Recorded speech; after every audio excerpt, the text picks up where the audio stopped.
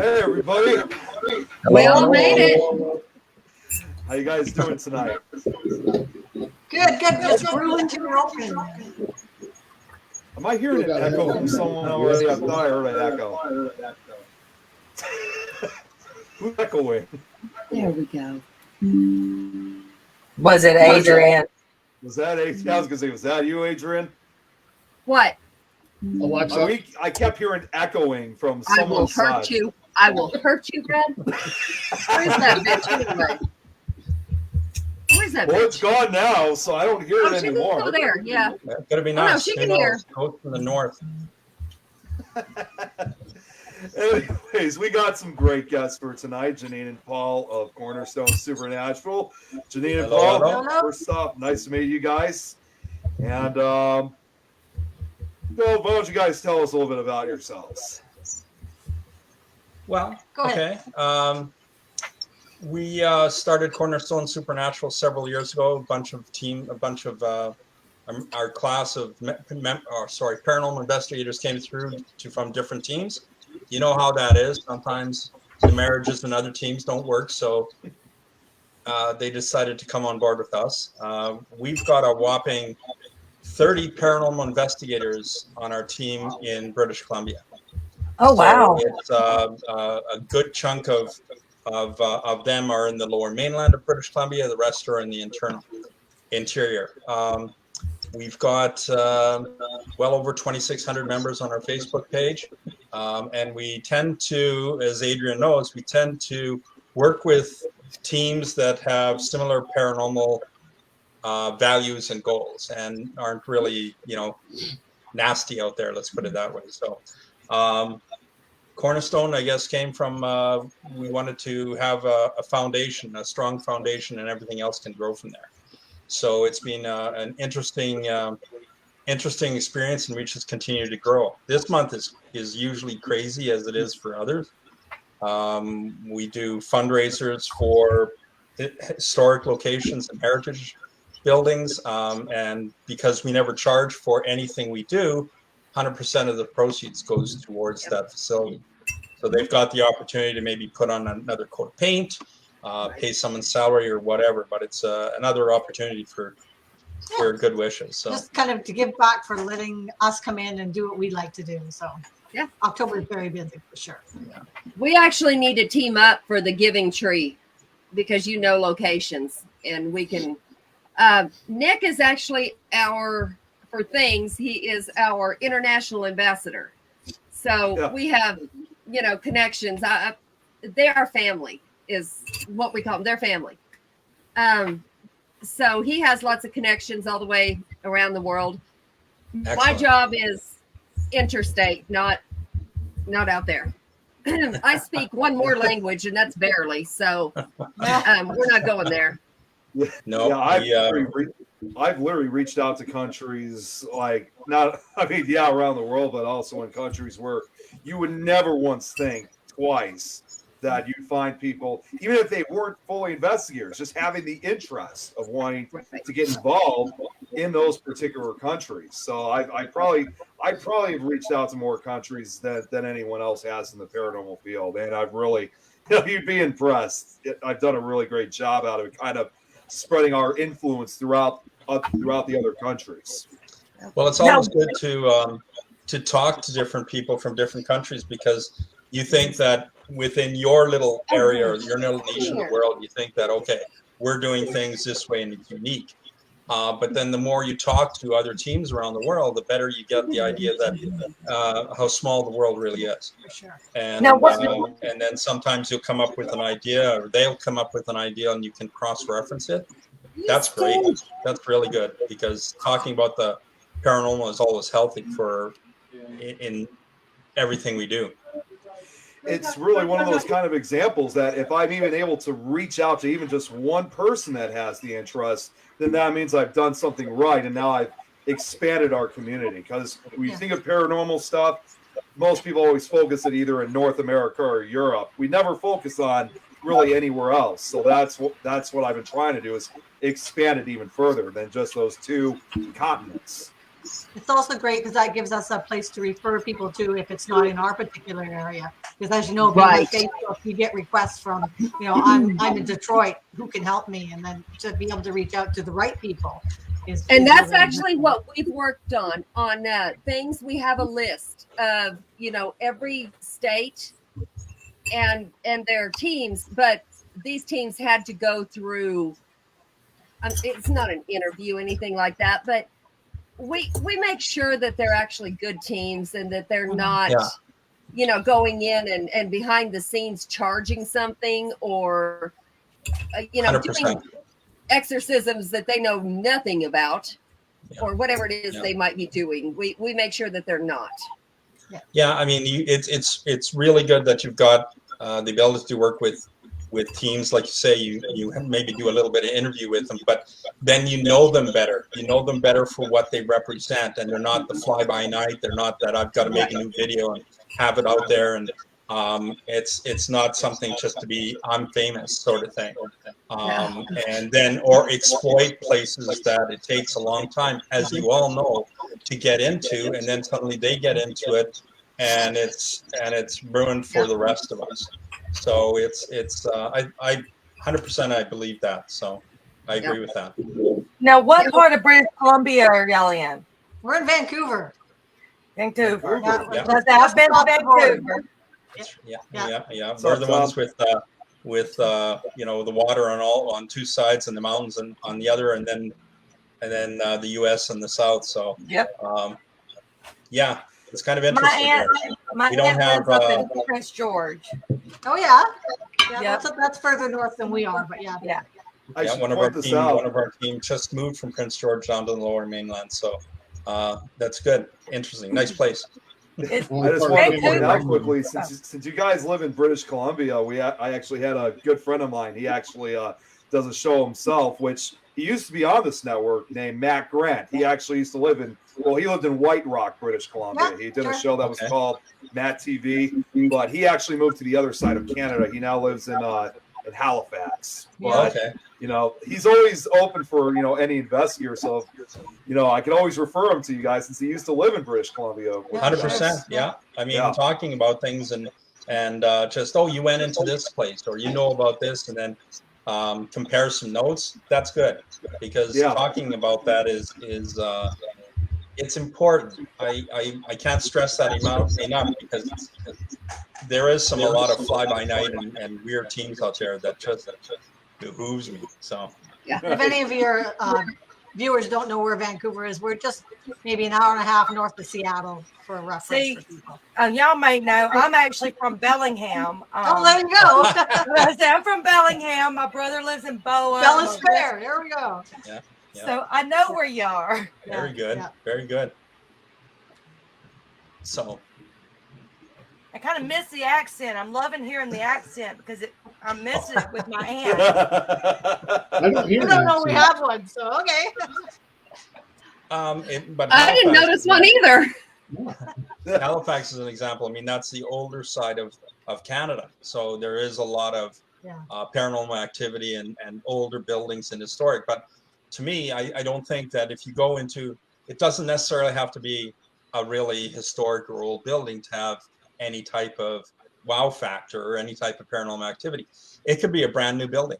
I mean, we found that, and I see Eileen shaking her head, yes, because you walk in there, and it could be the land. It could be something about that. I mean, you've had that, the First Nations around here more before we even came out here. So there's always finding out different areas, let's put it that way. But investigating during the night, I mean, it's great because a lot of our equipment work better that way. Mm-hmm. But if it's, I don't think you necessarily have to have a time frame for having a chit chat or talk with ghosts. You can't say, it's 4 o'clock, Joe, come out of the walls. It doesn't happen that way. Oh, absolutely not. I've investigated during the day myself, so the different type of hours has, in my opinion, has no effect on certain locations. Even if they say these stories say that, well, you got to be here at a particular time, I don't think it really matters, because there's people who say they've had experiences other than that, like particular hour or nighttime. It could be right in the middle of the afternoon. But And I ask what, 100% agree, because I mean the only difference would be if you're surrounded by a lot of public people, like people walking around, Yeah. cars driving. That would mess up a lot of your evidence. Would be the only reason to do night. But especially if you're in the middle of nowhere, right. shoot, do it at 12 o'clock. Right. Yeah. Well, what Do you it. said about it could be a new building. My wife and I always talk about how it's not. Who's as old as the Earth is? Who's to say it's not the land? Exactly. Because the building may be new, but you don't know what may have happened, before that building was built. Like, what if there was another building beforehand, or if there was a certain event. So You it's don't know not what always just the happened, like- buildings that you have to focus on. It's It's the just- land itself. It's just like you don't know what happened on the land 100 years ago, 200 years ago, 500 years ago. It could be. We investigate this with this one historic place, and it's pretty active for us. And we'll there. Yes, there's some resident spirits are in this building, but there's also ones that are passing through. So I think we've got to keep in mind that they're not for the viewers, they're not constrained by the walls. If your spirit entity, energy, whatever you want to call it, you can go anywhere you want. So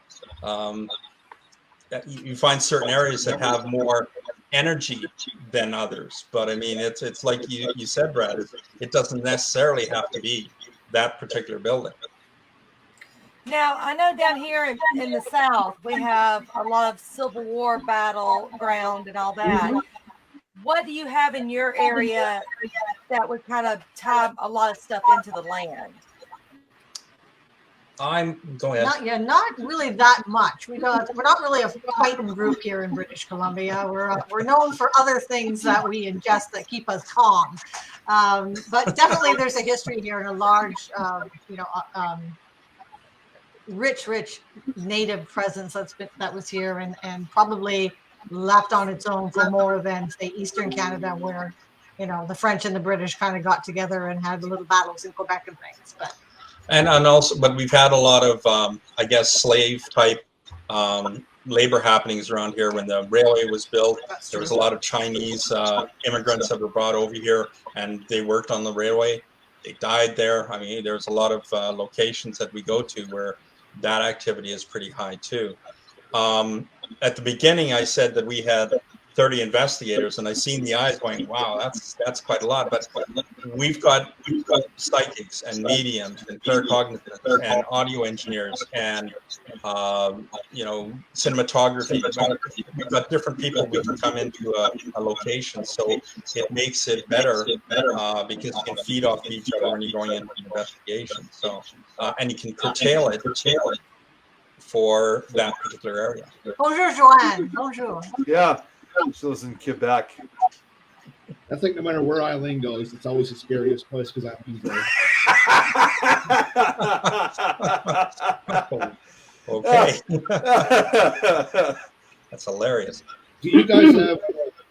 What's your scariest experience? That's a good question. I mean, I think that we've had a couple that have, I don't know if it's scary per se, but one was a theater where we were using different types of equipment and having intercommunication with a spirit that was there. We had temperature gauge, we had an SLS working on it, we had a K2, we had people doing interaction questioning, and it was reacting to us.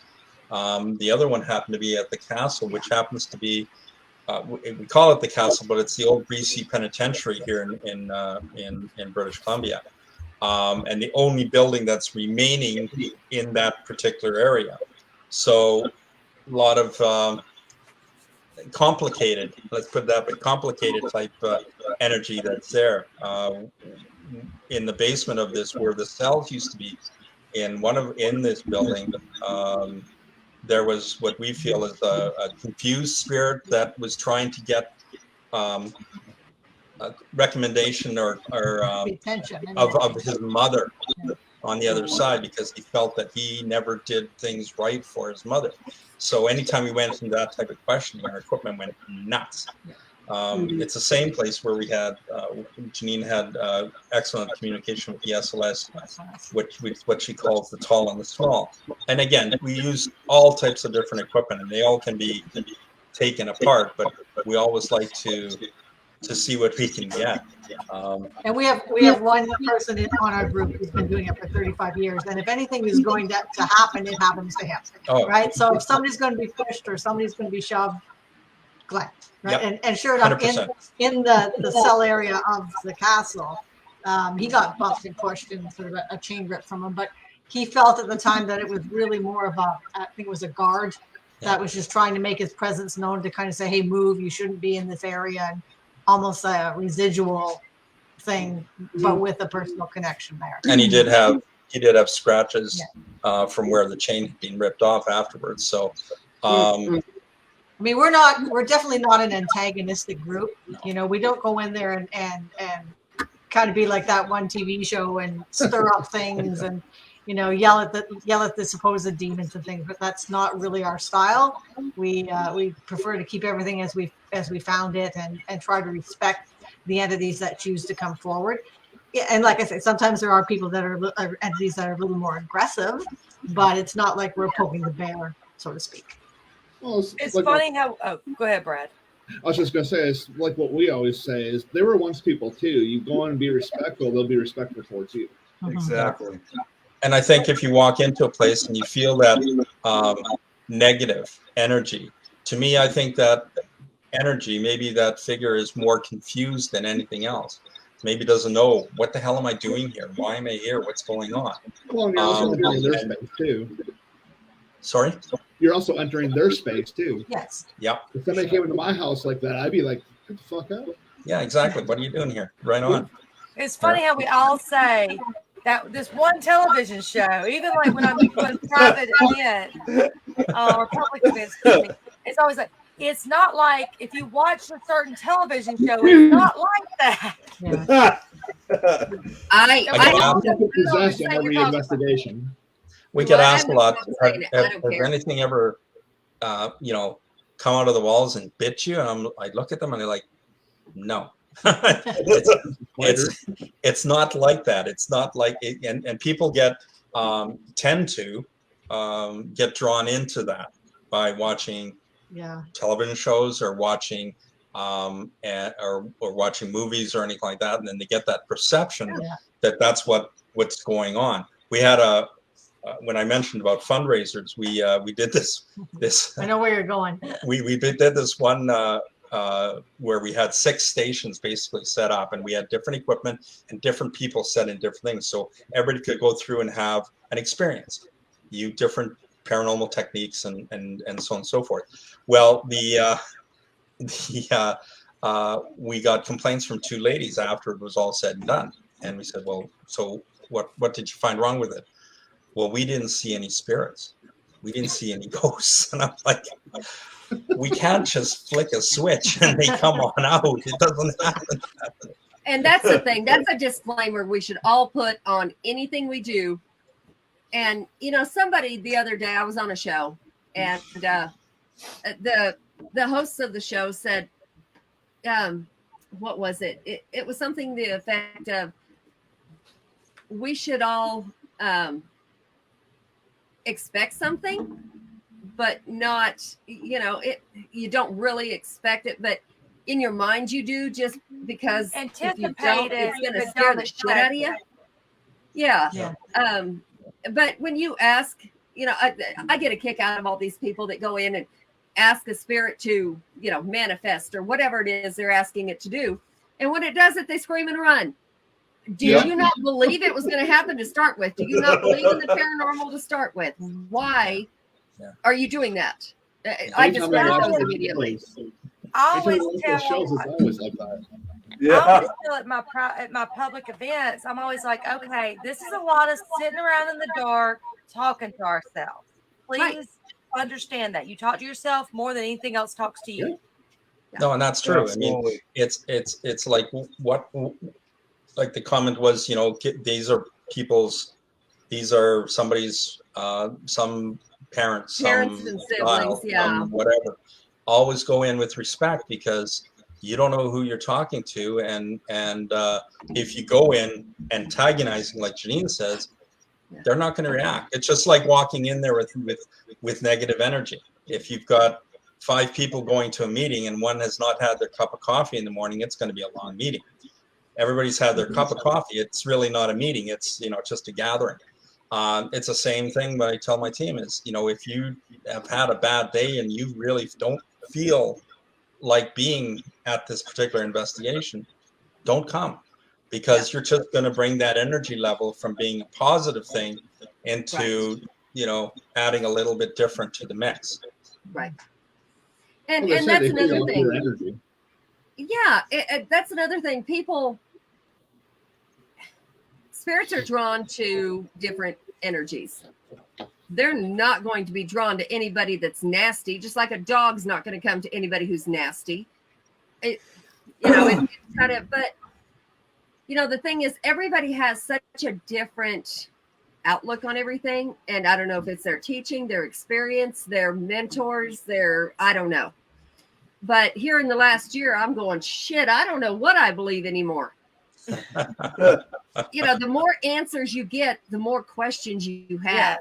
Yeah. It's like, and the more people we interview, the more questions we have, because we have people who are, they're religious to the point of anything you speak to is a demon, because the Bible says, do not talk to familiar spirits.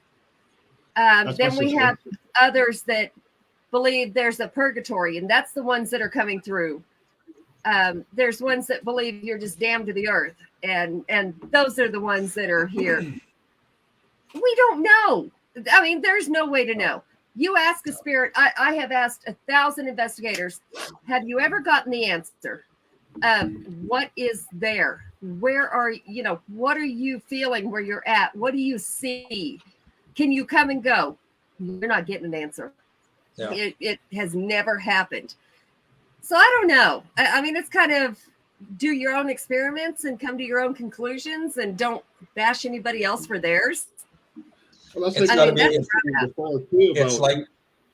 it's like using different types of equipment. It's the same thing. Mm-hmm. You have to be open to everything and see if the equipment that you use, if whatever's there reacts to it. Even like we've gone to putting flour on the ground, right, and putting it in a different location. Because yes, I love that. That could be a thing.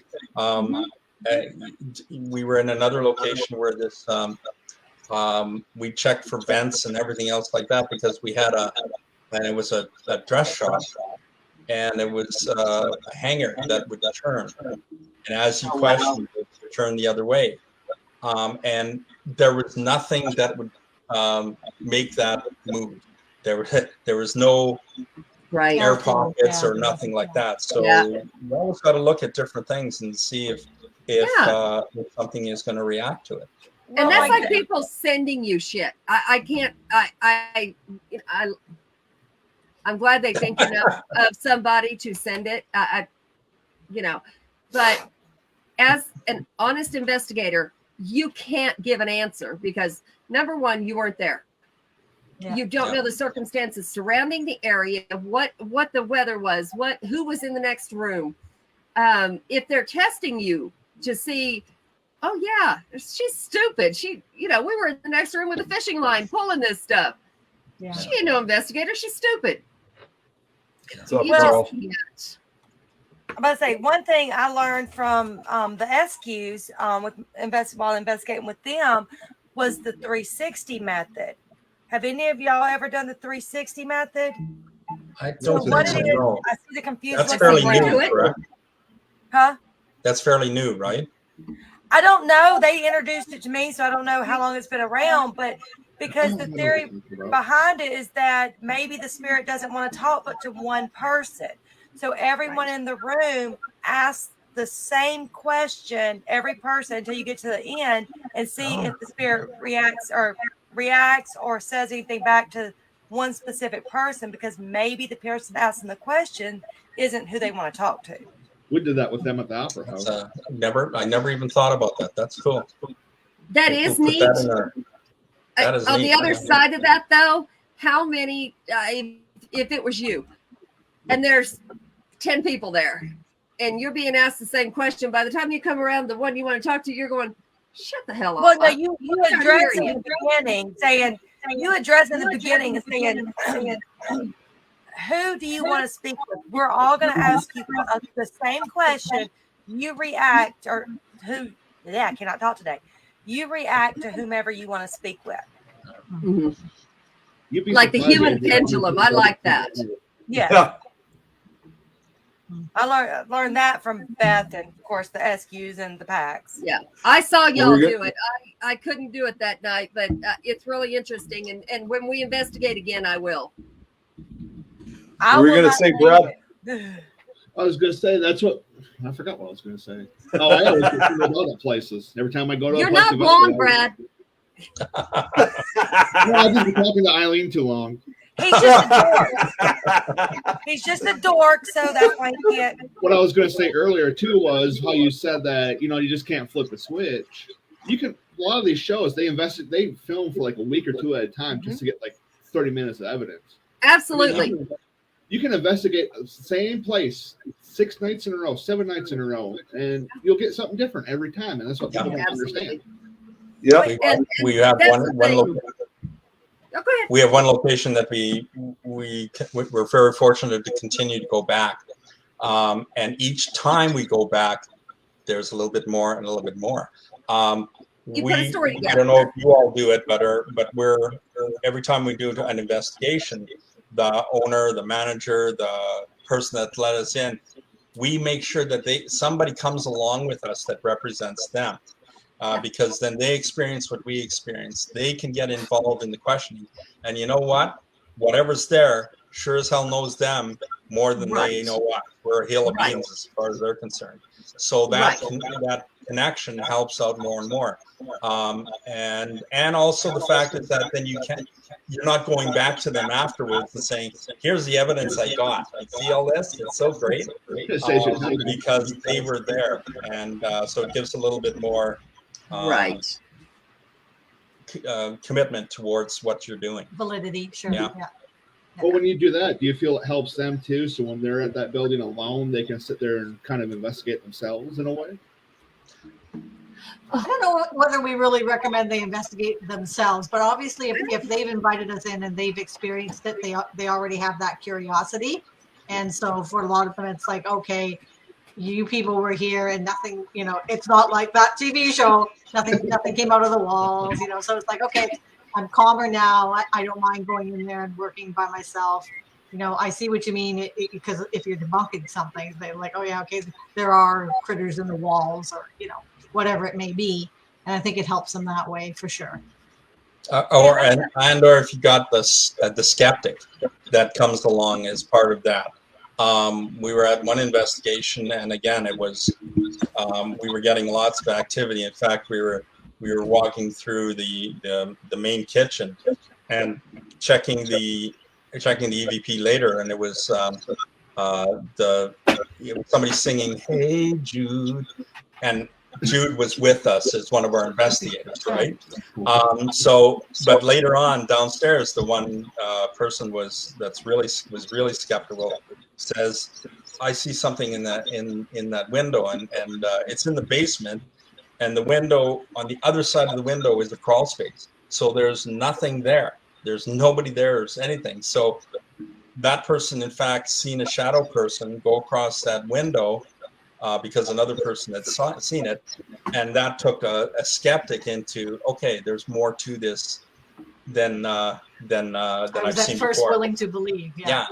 So which was good. I mean, we all, when you're talking to people, it's either, yes, I've got a story for you. This happened to me. Let's go and do this. The other side says, don't talk to me. I don't know anything about it. Go away. There's no happy medium. There never is. You can't flip back and forth from not believing to believing. So it's fun when we bring along the people that actually let us in, and it gives them something to talk about over the water cooler as well. So. And I'm glad you mentioned that it takes a week to film one episode. because again, during public events, private, I mean, it's all investigators, everybody knows, but during public events, that's one thing we do tell everybody, please understand, you may watch 30 minutes of a show. It took them a week long to film it. And I know when we were filming, we were normally there about 9 a.m. and didn't finish until 1, 2 in the morning. And that was for a week straight doing that. Right. And even at that, there's no guarantee you're going to get anything now. If any of you have ever seen where, like, I'm not going to mention any networks, but anyway, any TV show that gives you a chance to get on there and do your thing. If you look at the contracts, they all say, if you don't get evidence between here and here, you're going to fake some evidence.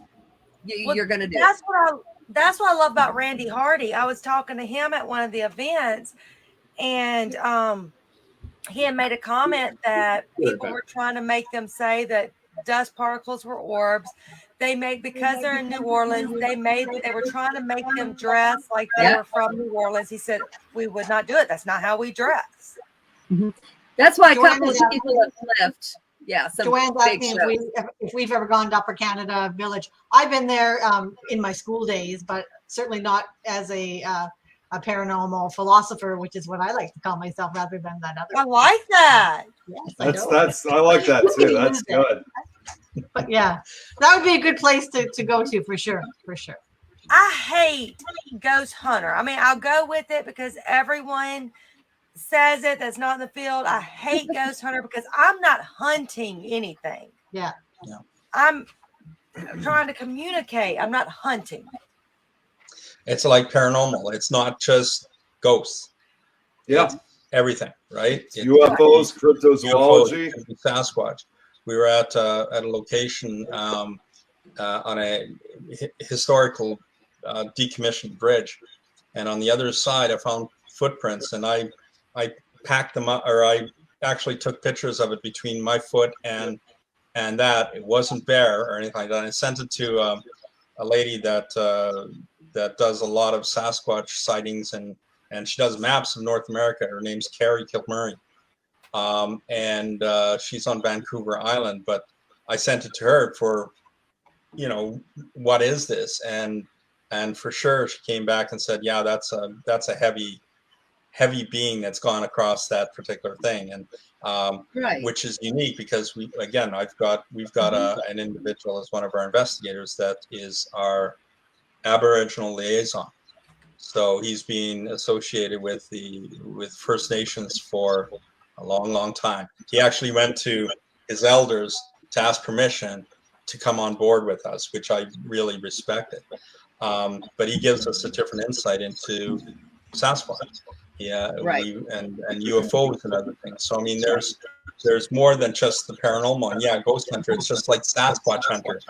You say that in some places, and they'll say, "You're not going to kill them, are you?" It's like no. I agree with you 100%. I got my big old rifle getting ready to go. Yeah. Oh, jeez.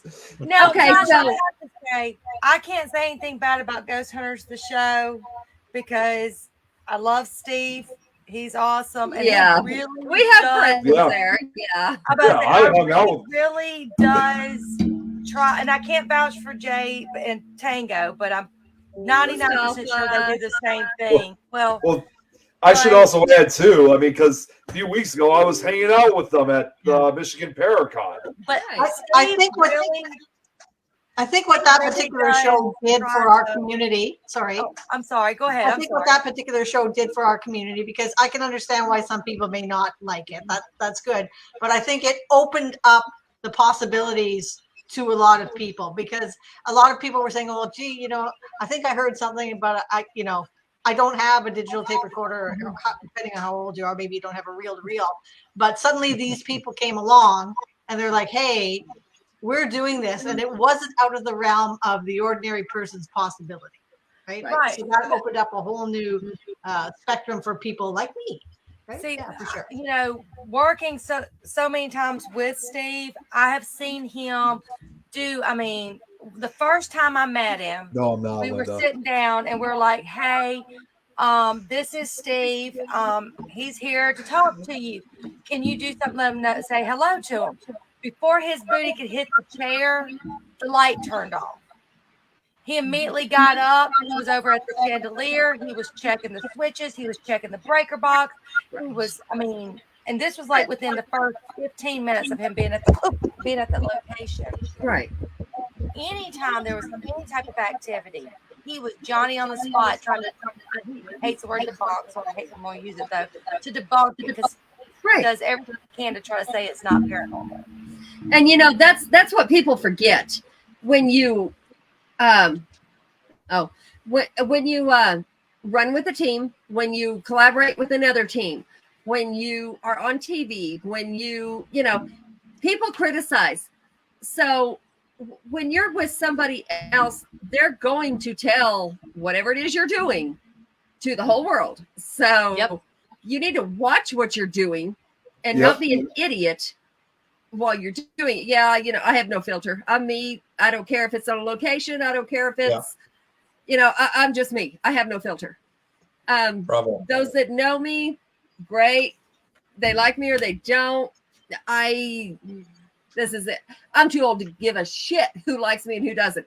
But I do try to do my best as a human being to be a good human being. So, you know, it's one of those things. Now, it's kind of interesting that we have one of those little book libraries on the corner up the street from us where people just exchange books. And I went there one day and Jay and Grant's book was in there. And I thought, I'll just give it a read. And what was kind of interesting for me was their personality in that book was totally different from their personality on the show. It was a little bit of an eye-opener, right? Right. And see, that's me. I don't care if somebody's writing about me. If they're writing the truth, it's the same as seeing me on the I'm on a show every week, sometimes 2 or 3. I don't change. You know, this is it. Eileen has investigated with me, been around me. Nick has been around me. This I'm is scared it. to be around you. Yeah. we don't let You Brad should come be around. calling me what you did last week, bullshit. What? We don't let Brad come around. What's that, great grandma? Okay, we're gonna stop right for a second and tell a little story. Okay? So, he is scared. a year ago, and I'm not sure if he's on, but if he is, he'll comment. Anyway, this little short shit son of a bitch, big old boy, decided he for a year taunted me. You can't outdrink me. You can't do this, and you can't. Really? Boy, I've got another lifetime on you. You think I can't do something? All right, game on. So he teased me for a long time. All right, we went to Salina, and we went to the bar. I said, guys, I'm buying as long as you're drinking. Wait, you didn't buy mine? You weren't there. You were late. You were late. So No drinks for I'm you. buying rounds for this little big old dude. And I'm talking, this dude is like up to here and out here. And I'm thinking, he's going to kill me. He's going to outdrink me no matter what. He's going to kill me. He passes out, and I'm still over here with the girls singing Ghostbusters song and karaoke and standing. I'm like, what? All right. So we took pictures, we took video, and his screenshots of how big he thought he was. Did you write with marker on his face? I should have. I really should have, but I didn't even. I was too far I think gone. all to of our think about that, markers let's be honest. all of our markers are still in the temple. Wow. That was at the temple, yes. And the next day we had to be professional and act correctly because we had a fear fest going on. And Mustafa from Ghost Hunters coming in. So, and I was in charge of making sure he was okay when he came in. So, yeah. So that's another thing. I just learned this the other day. Does anybody else know the answer to this? Eileen, if you do, shut up because you probably do. Who came first, Ghost Hunters or Ghost Adventures? Ghost Hunter. Ghost Hunters, That's a 2004. See, easy I one. thought it was Ghost Adventures, and I No! argued forever No. about that, and I had to be proven wrong. They No, it's- they had a special at first, like in 2006, like 2 years after Ghost Hunters started, but they didn't start the show until about 2 years later in Yeah, you had 2008. Ghost Hunters, then you had Ghost Hunters International, if I'm not mistaken. Right. Then you had Ghost Hunters Academy. Yep. But now Ghost Hunters took a hiatus for a while, but it wasn't long before they took their hiatus, if I'm not mistaken, that Ghost Adventures came out. And Right. then that's when, and then of course Linda. I know, but and later they Ghost Nations, Tango J and Steve came back with Ghost Nations, and then Grant, Mustafa, Brandon, all them did Ghost Hunters. Right. Then they pulled out of Ghost Hunters, and the rest of Ghost Nation Right. went back over to Ghost Hunters. Yep. Right. And I know Brandon and Mustafa, that's really the only ones I actually know anything about. Yeah. But you know, who you know, it really doesn't give it doesn't matter. Sometimes the more you know, you go, oh Lord, I don't even want to say I know these people.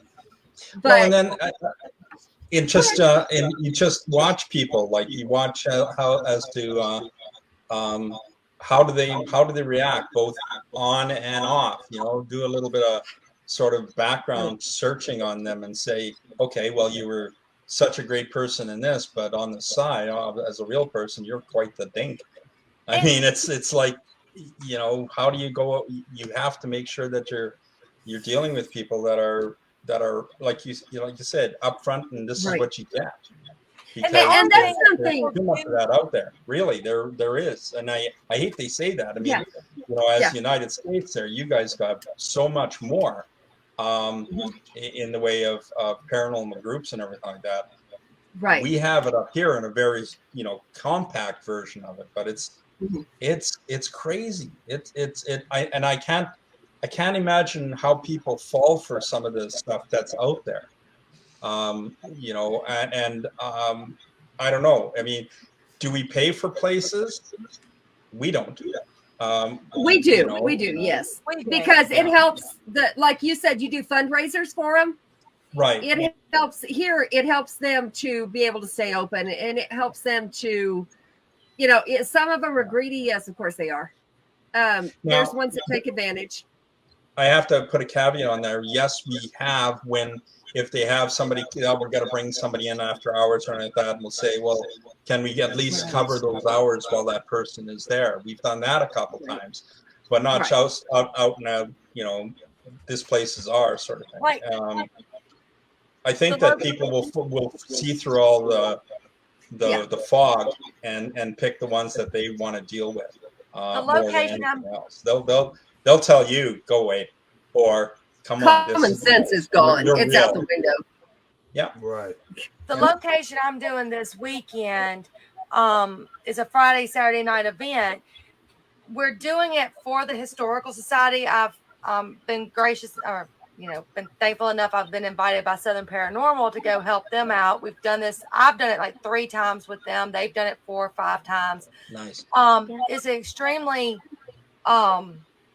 popular historical location in Mississippi, and we're donating our time, obviously, going there, doing it. All proceeds goes back to the location. So sometimes when they want to bring in, like when they want to do their own fundraisers, we'll go and lead it.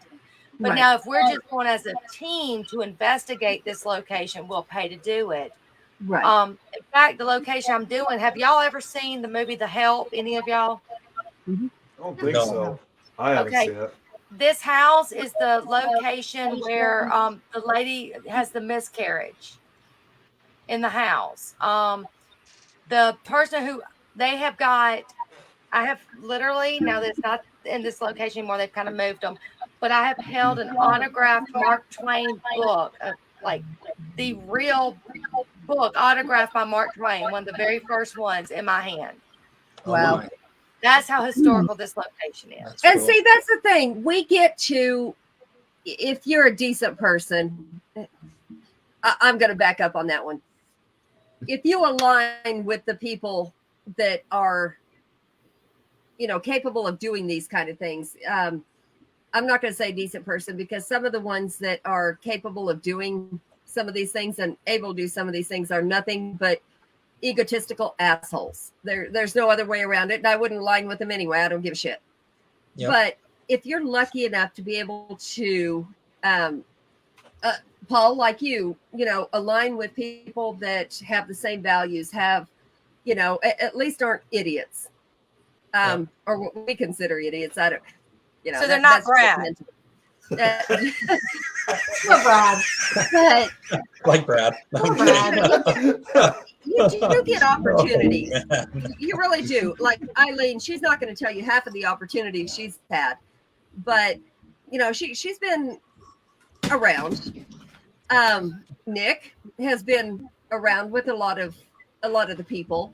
I've been fortunate enough to talk to a lot of them. I haven't actually investigated with too many, but I haven't been in the field, but I'm going on 5 years now. So, that's nothing compared to most people.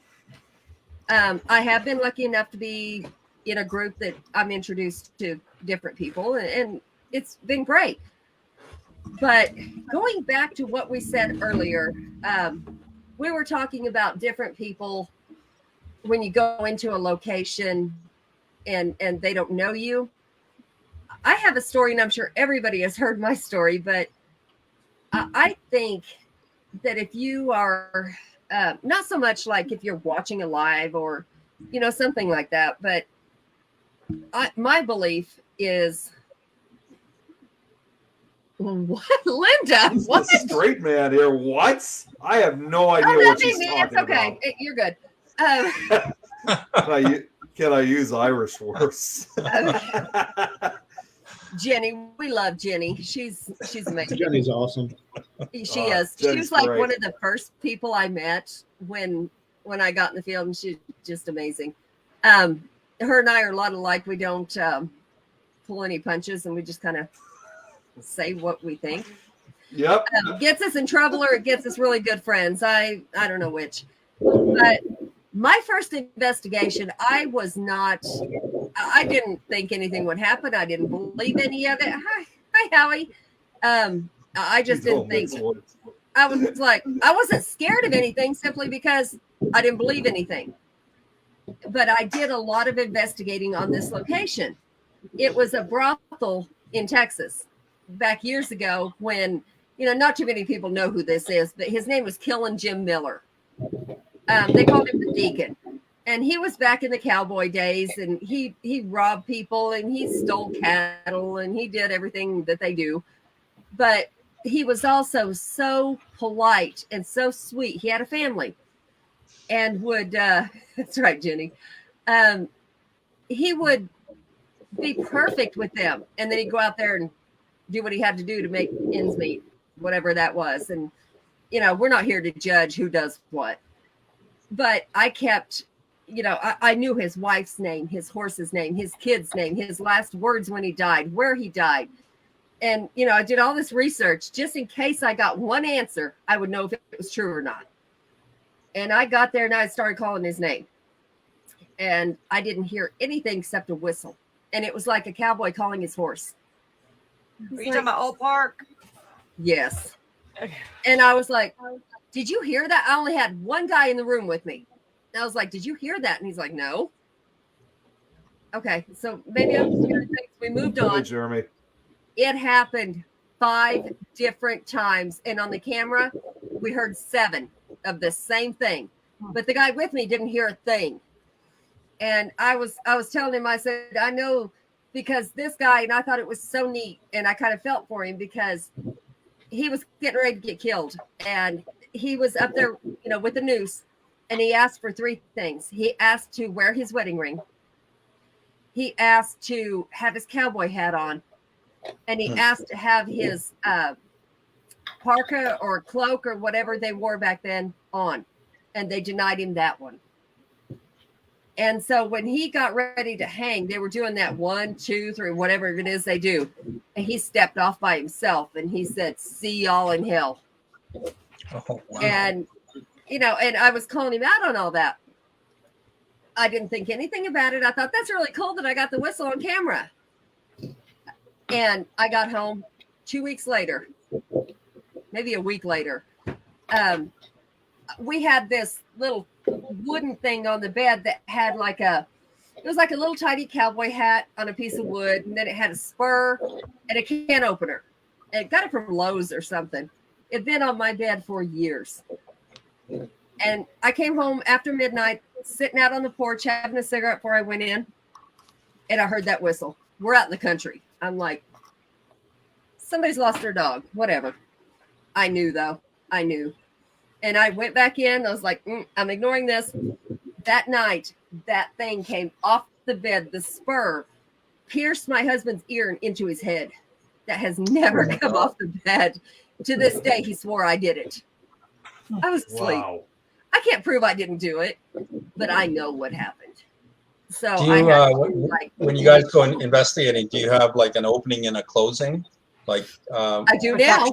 Yeah, because that's one of the things we do is what do you call them? The paranormal Miranda? My paranormal Miranda rights. You might not need them, but it's good to have them just in case. Yeah. Now, before entering a location, depends on location, we might open it up with a prayer. But I do have, when leaving, I always say you belong here. You're not allowed to follow all that. Yeah. See, I'm the opposite. I'm like, I think that even if you haven't had any activity or interaction, we've always done that both at the very beginning and then closing it out, because we have very, again, within our team we got some extremely sensitive people too, and some things will attach to them on the way, and we try to limit that if we can. Right. We've also gone to investigations where people from our team coming to that investigation will actually start feeling nauseous or feel ill because they know that something's going to happen or something's going to come at that particular investigation, and damn it if it doesn't happen. Where you got your K2s going off, you've got interaction, you've got people being grabbed by the feet on a bed that doesn't have any underneath the bed, so so when you get things like that, it makes it, then you get that wow factor. It's just like listening for EVPs, and you get that, oh my God, did that actually happen? Or if you're walking along, like Janine was going into the Kilby, and you heard that whisper on the bridge. Yeah. And what was it? It said hello to me, and I turned around, and I like under my sort of peripheral, I see a guy who's maybe in his early 20s. But when I turned completely around, there was no one there, right? Yeah. And yet I heard the audible first. That was weird. Yeah. See, I'm one of the few. I get shit for it all the time, and that's okay. When I went into this field, I didn't believe in any of it. I was open to it, but I didn't believe it. And the reason I didn't believe it is because my mom died when I was 8. So I was like, if it can happen, she would have come to me. So I don't believe in any of it.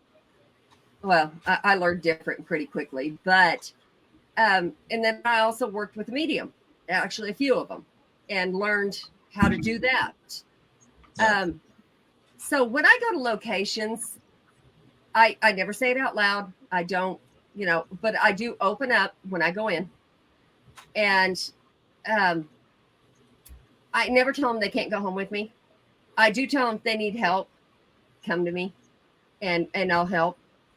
I've never had, like the horror stories of them standing around my bed, waking me up all night. Now, this house here, it was built in 1908. It's my husband's family home. Nice. I did not, when we moved here, I was getting married like that week. So it was all chaos. The people that came to my wedding were a lot of paranormal investigators and mediums.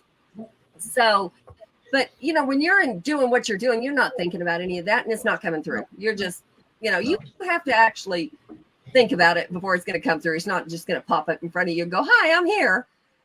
So I wasn't thinking about it, but the mediums that came to my wedding were like, do you understand that you have like all this going on? I was like, well, I haven't thought about it. I know I do, but it's not time to deal with them right now.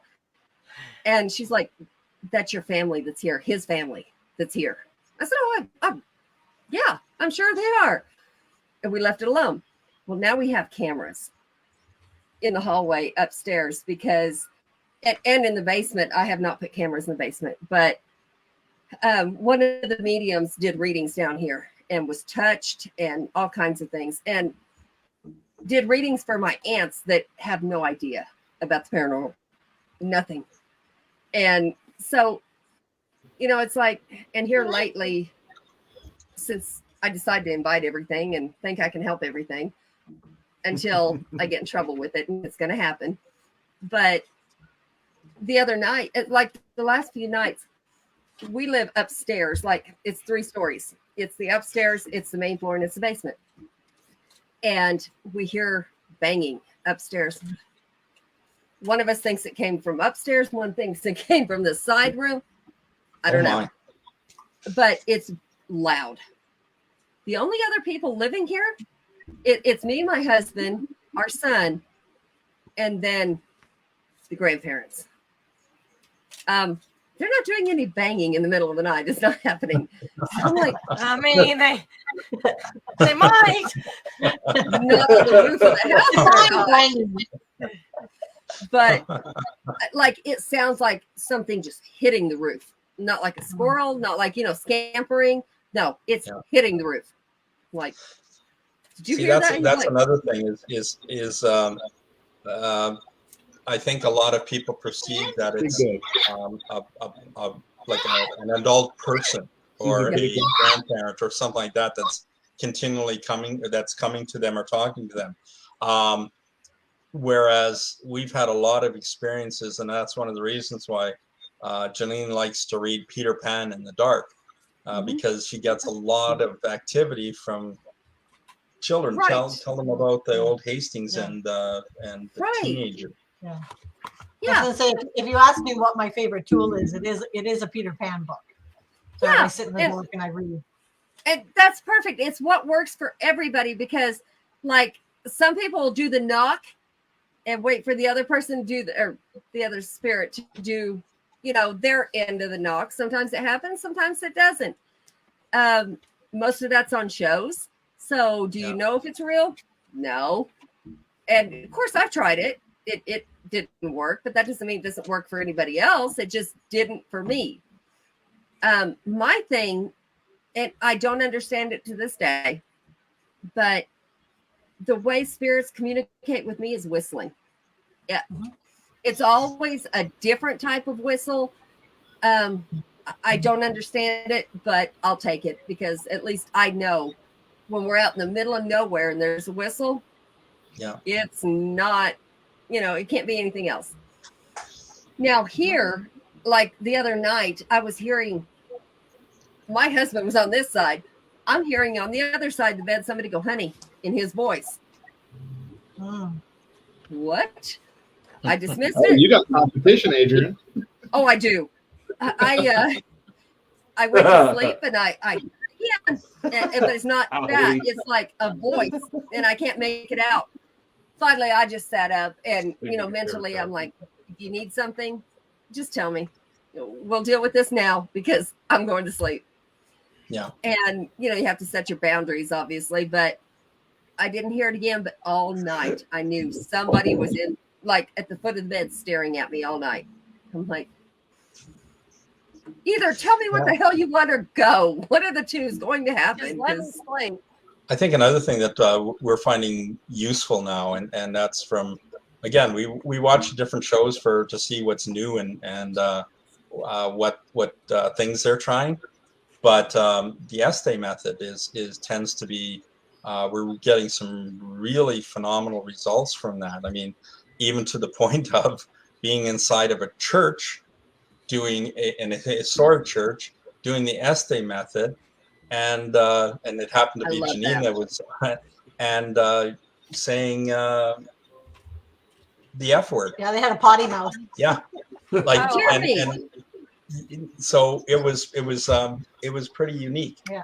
So and then we tried it in another historical location just 2 weekends ago, and it was we put a person, under, and they had never experienced it before, but they were catching all sorts of different things, and including telling us to shut up several times, and telling us to be quiet, and so that was different too, because there's where we were at. There's no radio signals, so Right, and that's the capture thing. things like that. Jeremy, what are you talking about? What mansion grounds? I'm Yeah, lost. I was trying to understand that.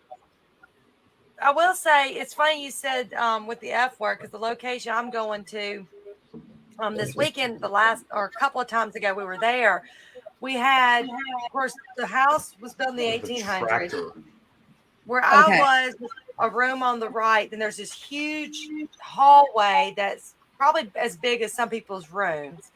And then there's another room to the left. And that's not like bedroom big, but like bigger than a foyer, but it's huge. Mhm. And they were in the room to the left and towards the back in the dining room area. And what I didn't know, because when you're coming out of Estes and you figure out what made sense, you're like, really? All that made sense? Well, some of it made sense, really? But we kept getting get out. And what I found out later was there was a guy that walked into the room, and we were testing a theory, and they have him get out when get out was said. Then he would come in, and get out would be said again. So it was back and forth like that a couple of times. Well, then, like I said, we had children and a reporter. And of course, one thing that came across the spirit box was demon. And I said, I'm not saying that. Not going to say that, because I know you don't mean that. We're not going to say it. Well, so then we got another word come through. I said, there are children present. I'm sorry, I'm not going to repeat that. And 3 times in a row, I got FU. And I was like, the third time, I was like, okay, I apologize if I'm going to offend anybody. Like I said, we have a reporter sitting in there. Right. Don't know how he's going to take it. No. And I said, I hope I don't offend anybody. Please. The children were like, hired teenagers to steal. Their parents were there. I was like, cover kids if you don't want to hear bad language. I just got 3 times in a row, F you. Right. Found out that the guy who kept trying to enter the room, his daughter said, why don't you like my dad? He's a good guy. And that's when the FU came through. Oh wow. Okay. So, but I didn't want to say it because, Right. of course, of the situation, but it was adamant. I was going to say it because it was nothing else came in between that. It was FU 3 times back to back. Yeah. Well, Now, it's just like Sorry, it's just like trying to capture any type of like shadow figures or anything like that. That for me, I think that's probably some of the hardest piece of evidence to get. Either that or any type of video evidence, other than maybe something moving or anything like that. right. And we've been fortunate on a couple of things that we've caught either a partial or a full figure, and it's those, and one was with a full spectrum and one wasn't. So I don't think it matters what type of equipment you have. I think you just take pictures wherever you go, whatever happens. Take them in 3s if you can. Like I'm talking to some of the people on the side here, just because you want that before and after. If you get something in the middle, that's good. Right. Keep on feeding that information or sending that. At least on our page, we say share whatever evidence you got, regardless of what it is, because it's a safe place. I won't have people being negative to another person, and that's the problem. If they open up and talk about an experience that they've had. Let's be careful about what we say and how, and don't be critical because somebody's opened up about their experience. Yes, it might be a bug or a spider web on an outside camera. We get that, but let's try to approach that, Gently. yeah, because it's I had But how do you they're know that? terrified Unless you're about there. talking about it. I had Mhm. someone ask, why do I not post evidence on my paranormal page? I said, because you could post a picture of a spirit giving you a kiss on the cheek and with the sign saying, yes, I'm a spirit, and Yeah. it's gonna be just torn apart. So I'm like, no. Yeah. But Well, now you I can mean, post the that's so EVP bad and that there's paranormal teams out there that they do it and they'll review it while there, but they don't go back and listen to their EVPs anymore because they're like, if I didn't experience it, who am I going to share it with? They're going to scrutinize Right. it. well, you can post an EVP and 5 different people will hear 5 different things. Exactly. Yeah. Exactly.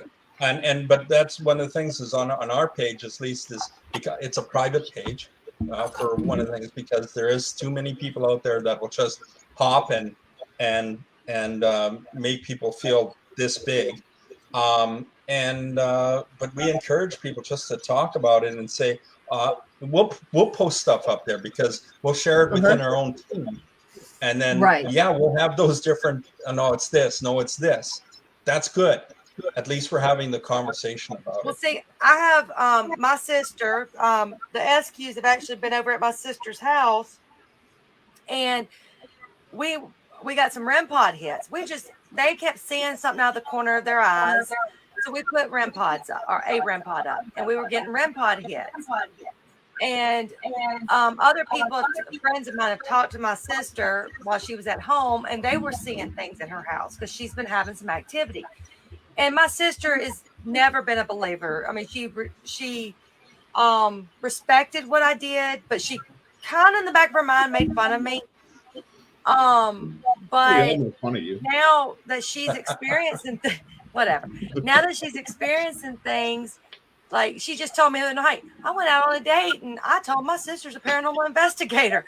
I was like, please tell me it wasn't date one and you got a call back. But Yeah. so then, but I'm the type, she's called me with evidence or with saying, hey, like her bed moves, well, her guest bedroom, she lives by herself. Her guest bedroom bed moves 6 inches away from the wall. And I mean, I'm going through all this stuff, even though she's my sister, are you sure that when my nephew wasn't there? She goes, no, I saw it a couple of hours before this. She's got the measuring tape to see how far away from the wall. She's like, Eileen, I'm not joking with you about this. I said, no, but this is what I do to try to rule out certain things. So when she's throwing stuff to me, if I can't, come up with something that may have caused it, legitly caused it, like she's got a granddaughter and her potty chair was playing music 3 times in a row. And it only plays music if you use the restroom in it. And her granddaughter wasn't there. Well, the first thing I do is of course I tell her, let's try it, see if the batteries were dying. Whatever, trying different things. But I reach out to other teams. I'm like, okay, this is what's going on. Can you tell me anything else that could be causing this? Yeah. Because I want other people's opinions. But some people just aren't open to giving it. They're like, oh, you're just being an idiot or whatever. Howie had a good question there. Yeah. So I was looking at it too. So one of the things, Howie, that I was gonna wait. Yeah. Okay, the question, just so we put it back, is that what do we feel is the number one thing that people are doing wrong, essentially?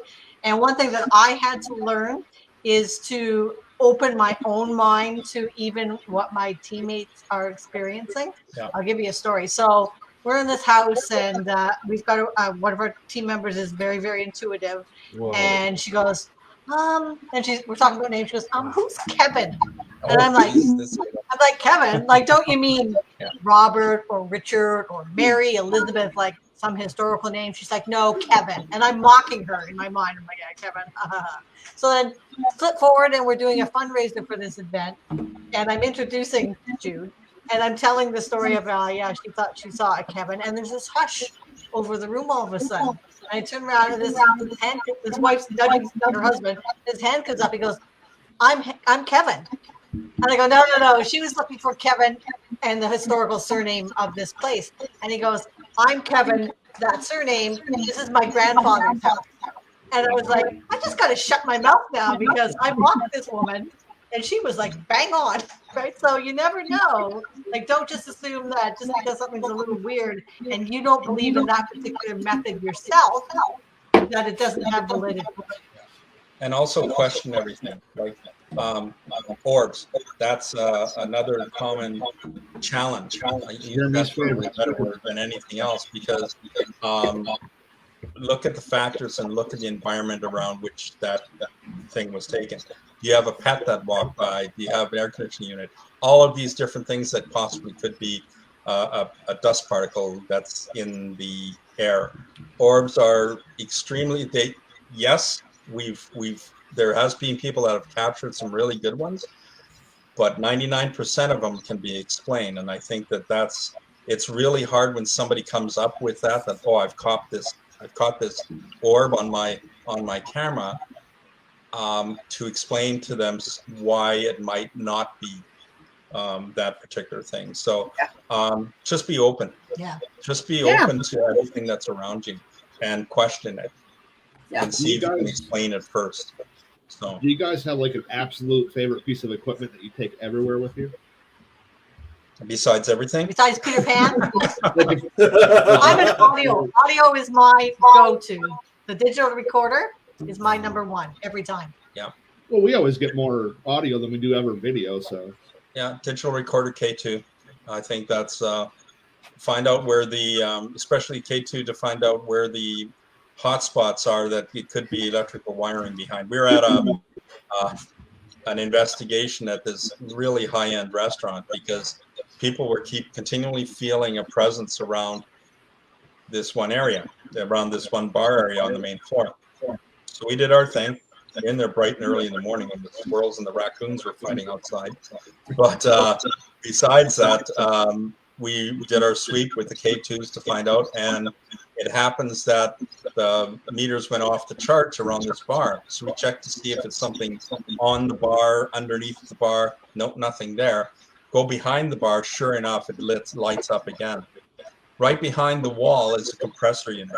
So anybody that was sensitive to electromagnetic field, anytime they were in that area, they would feel that somebody was watching them, or they felt uneasy about it. And that's so.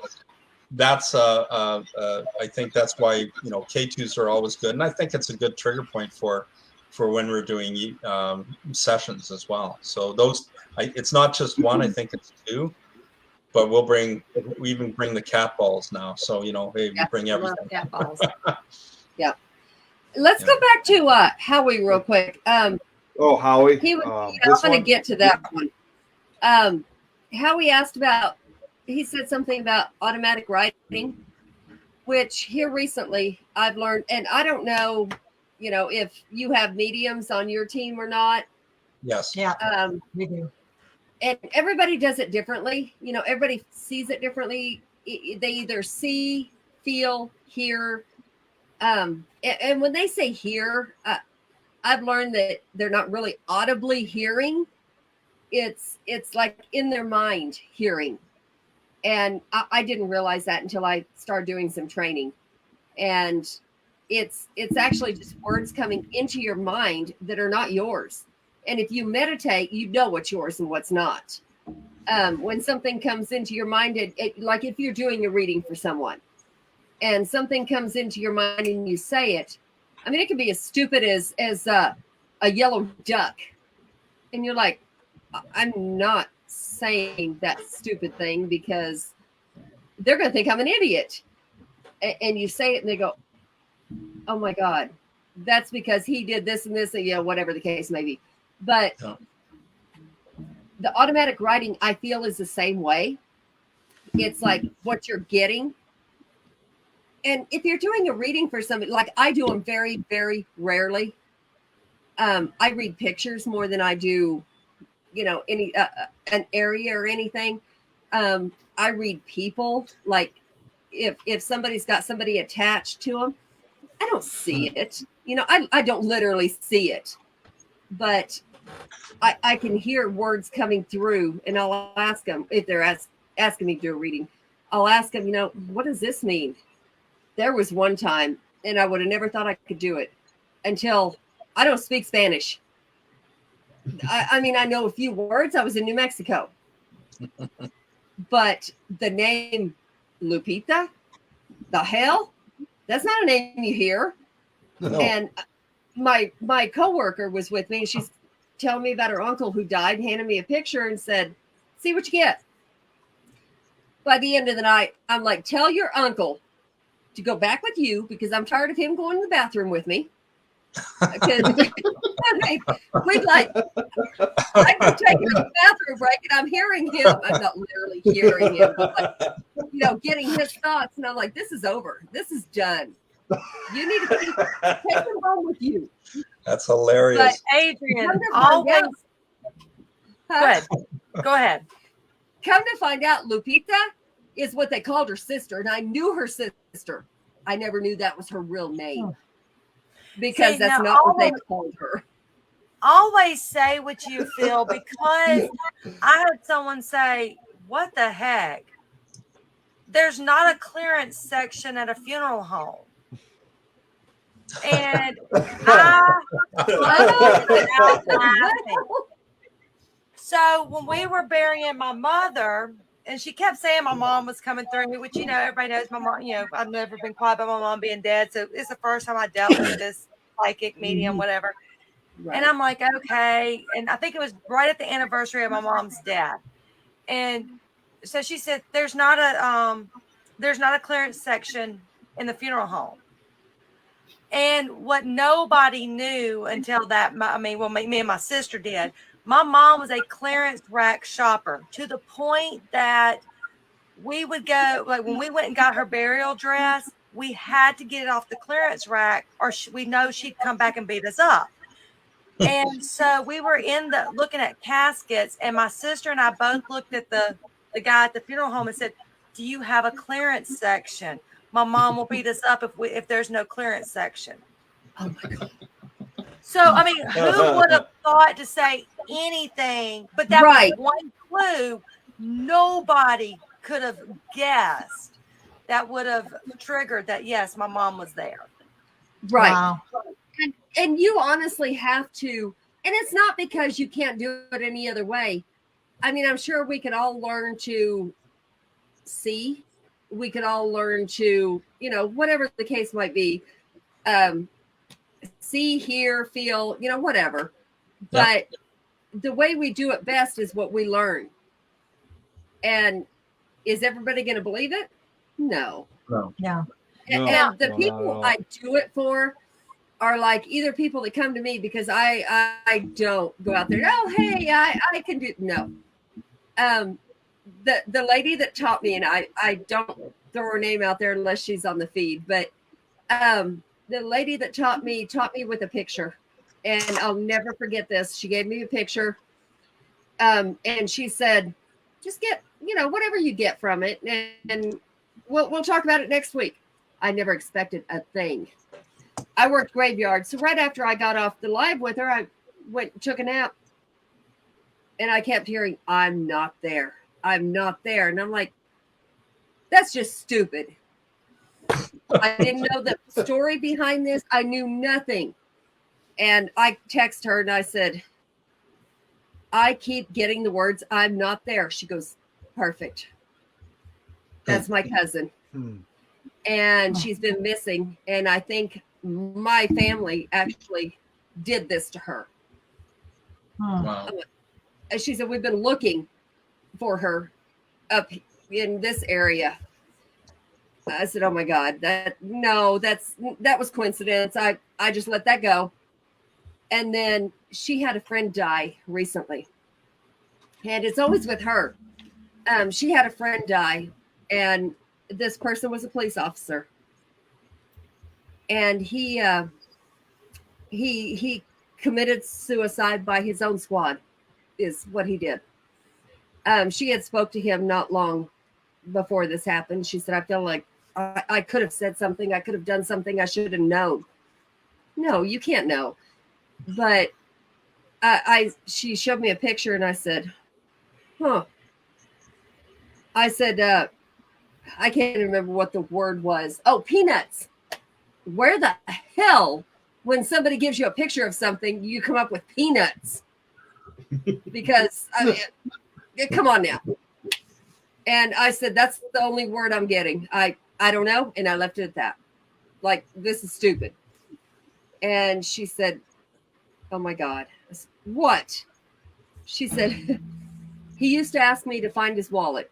He always left it outside somewhere and it was camouflage. And I would remote view and find his wallet. And he would say, I can't pay you, but I'll pay you with peanuts. Oh, that's interesting. Wow. Oh, hell no. That's cool. And I said, this guy needs to go That's back to very you cool. because no. No. Now I want to hit on what Howie was. Confidence. Huh? Oh, I said, go ahead, finish your story. I wanted to hit on what Howie was saying about the phone, but go ahead and finish. I'm sorry. Oh, I was just saying that gave me confidence to be able to actually, and hell yeah, you can be wrong. It's going to happen, and probably 50% of the time you're going to be wrong. But when it actually comes through and you are right, it makes a difference in somebody's life. For sure. To add what to Howie's saying here about the phone, do speech to text. Have y'all ever done the cell phone method to where you put your cell phone in one location? You have to be far enough away so you can't hear it. So at this funeral home that I used to investigate with Southern Paranormal a lot at, it was their location until recently. We used to put a cell phone upstairs, call the cell phone, like I'd call Adrian. I'd put my phone on mute and I would go away. Then I would unmute it, ask a question, mute it again. But with the other cell phone that was in the other location, you put a recorder down. That way you can kind of hear, but you can also hear through your phone if you get any EVPs. That's awesome. That's actually a great idea. That way you're I'm not actually there. gonna try that here. Sometimes spirits, I feel that sometimes spirits don't want to be known in per se. They're there, but they don't really want to talk to you face to face. Yeah. And that kind of gets you away. Because how many times have you been trying to record? It might not be that they don't want to talk to you. They just don't want to be recorded. I get more evidence setting up equipment, especially like you were talking about shadow figures. It's always in a location where there's never cameras focused on it, or the cameras aren't up yet, or you're not doing a digital recorder at that time, whatever. That's normally when you get some of the best evidence that you can't use because it's not recorded. This will get you out of the scenario, but you have to keep your phone on mute to keep any background noises from coming through the phone. And that's another thing that's just so cool about all of us. We trade, different experiments and we do them in different places. Like, Paul is way out there. You're, across the United States.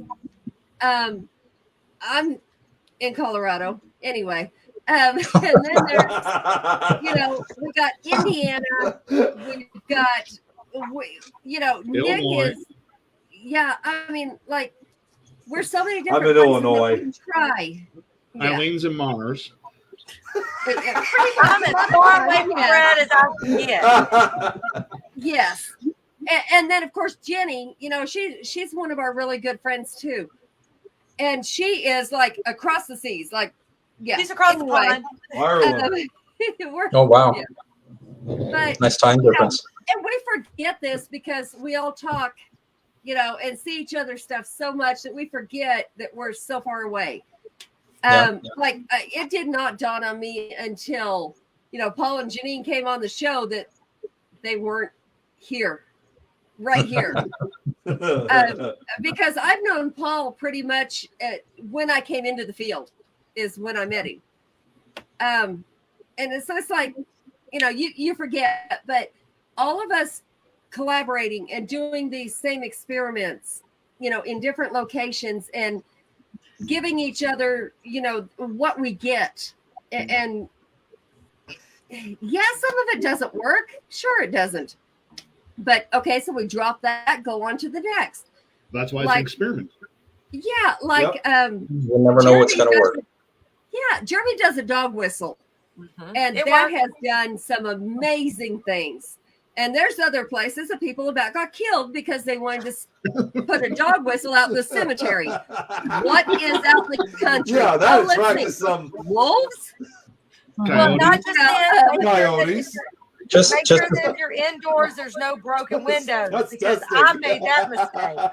just a suggestion, because we have some friends on the East Coast and down in Texas that we tried an experiment with. Well, they came up with it, and try a spirit box session from different places.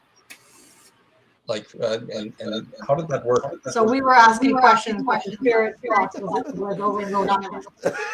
Jeremy. We've had friends do that, where one would be at one location and one would be at home, and they would do it through the spirit box.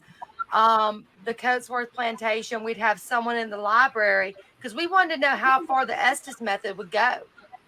What we did, So the library, most libraries are attached to the house. This particular one is actually, a driveway. Well, my driveway distance, if not further, from the house. So it's pretty far out there. And so we were in the house, and we were in sensory, and they were in the library, and we would just radio across whatever words came through so that they could record it and try to see. And some of it worked. No, not all of it, but some of it. So we know it doesn't have to be the same house. And that's the thing, everybody has their different ideas on everything. And I know I don't have the answers, and I don't believe anybody has all the answers. And if they think they do, I just don't even mess with them. You mean the answer isn't that it's always a demon? It's not a demon. Is it you? Yes, it is. I hate the word paranormal expert. Oh, expert. Nope. Or expert. I don't ever see that on my feed because I delete that shit. And no. Yep, me too. I do that every too. bit of this is an educated guess. Right. We were at a conference once, and I was asked a question about something, and I just said, you know what? I don't know. And the gentleman that asked the question, I thought his jaw was going to hit the ground. He says, I've never heard that before. Usually somebody comes up with some sort of BS that's going to work about something. But I'm like, no, I don't, what you asked, I don't have a clue. So why would I lie to you about it? Right. And then the answer behind that would be, let's experiment. Let's find out. Yeah. Follow us. We'll do it. Let's find out. And then you talk to, the group chat that we have there's a lot of us from everywhere. Yep. And, I am no different. My husband has just gotten in the paranormal field since we've been together. He had no clue about it. That is not his forte, nor does he no. But they follow him, not me. They follow him home, not me.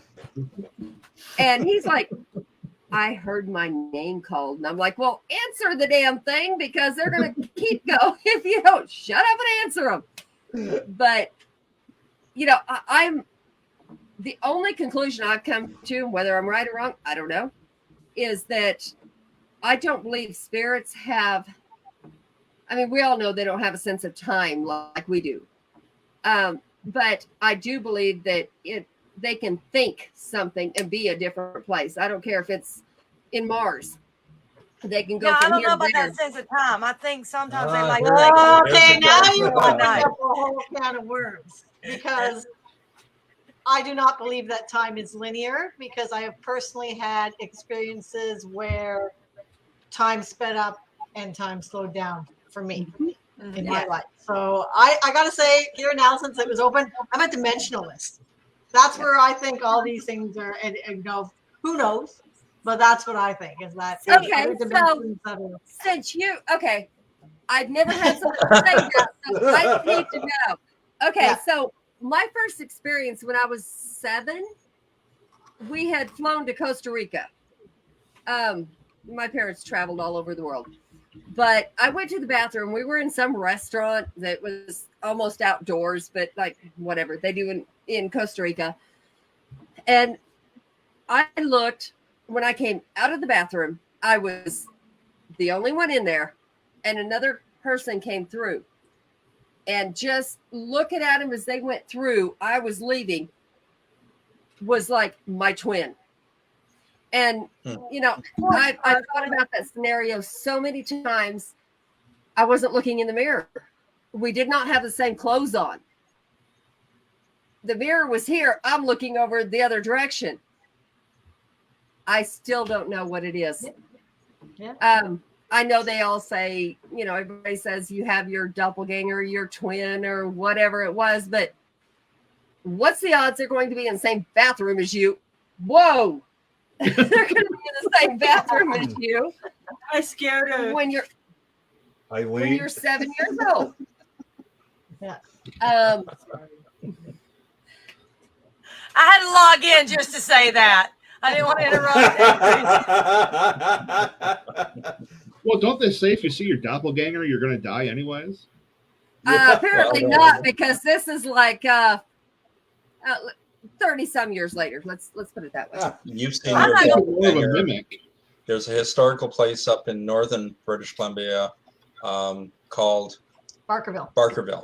and it's a historical gold mining town. Yeah. Okay, and they've maintained all of the buildings. Or anything. If you ever get to this neck of the woods and you want to go, it's quite the drive. But if you go see something unique, this is the place to be.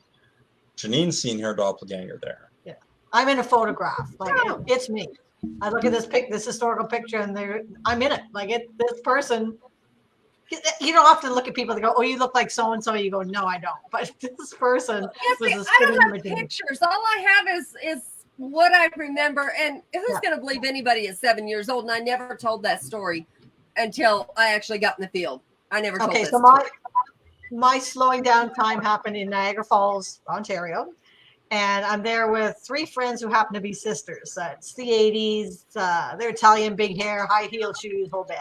And so we're walking. I'm like, why are you wearing those shoes? Like, anyway, so all of a sudden, time starts to fragment. And it's like split second by split second by split second. And this voice says to me, step off the curb, get the girls out of the way. You're going to get hit by a car, but you will be fine. And at that point, I lose control of my body. I step off the curb.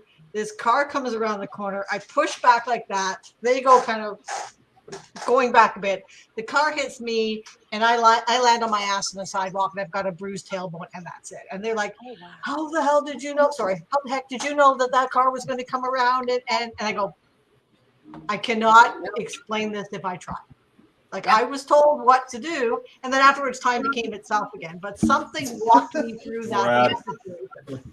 I don't believe it was attached to me. I believe it was attached to the sisters, and somehow it picked me to get them out of the way for whatever reason. Y'all have cool doppelganger stories. Mine, I literally got a phone call from a friend of mine, and she says, I need you to get up here now. And she was at a store, and I was like, well, where are you? She was at a naughty store. I was like, why do I need to get up there? She was my next door neighbor. I was like, why do I need to get up there? So I get up to the store. I'm walking in. The people at the store are like, oh my gosh, it is her. It is her. I'm like, what are y'all talking about? They show me a DVD that literally I had to look at this like 15 times to make sure it wasn't me. To the point I bought the DVD. I had to go. Now once it started playing, it didn't look like me. But I literally thought it was me. I was like, holy crap. And then of course Ricky just recently saw that picture at that other place. It looks very similar. But this one just was like, when you have to look at something yourself to make sure it wasn't you, like 10 or 15 times, something ain't right. I mean, I was thinking, I was trying to think back. You were just trying to make. I was going to say, I don't know this story. You were drunk. They literally were wanting to set up a booth and have me pretend to be this person to do autographs. Exactly. It's just like Portal. It's the same. Portals, it's the same thing. Jeremy. Whether you have portals, mirrors, or otherwise. I mean, it's we think around the same area where the Bigfoot footprints were, And the Shadow Man. and oh yeah, that's another story. But just down the pathway, we kept on hearing, and then Janine was going live on her digital, and you kept on getting feedback, Interference, like digital, like strange. I never heard this type of interference over my digital recorder because I'm listening live. That's what it means by live. And the strange part about that is when I'm doing that, Jude goes, "Oh, I feel sick. I got to get out of here." So it's strange. Yeah, and it's all around this one area. So It's crazy. who knows? Who knows? Guy's stealing the ketchup. Well, you talk about portals and mirrors. Actually, I haven't used it yet.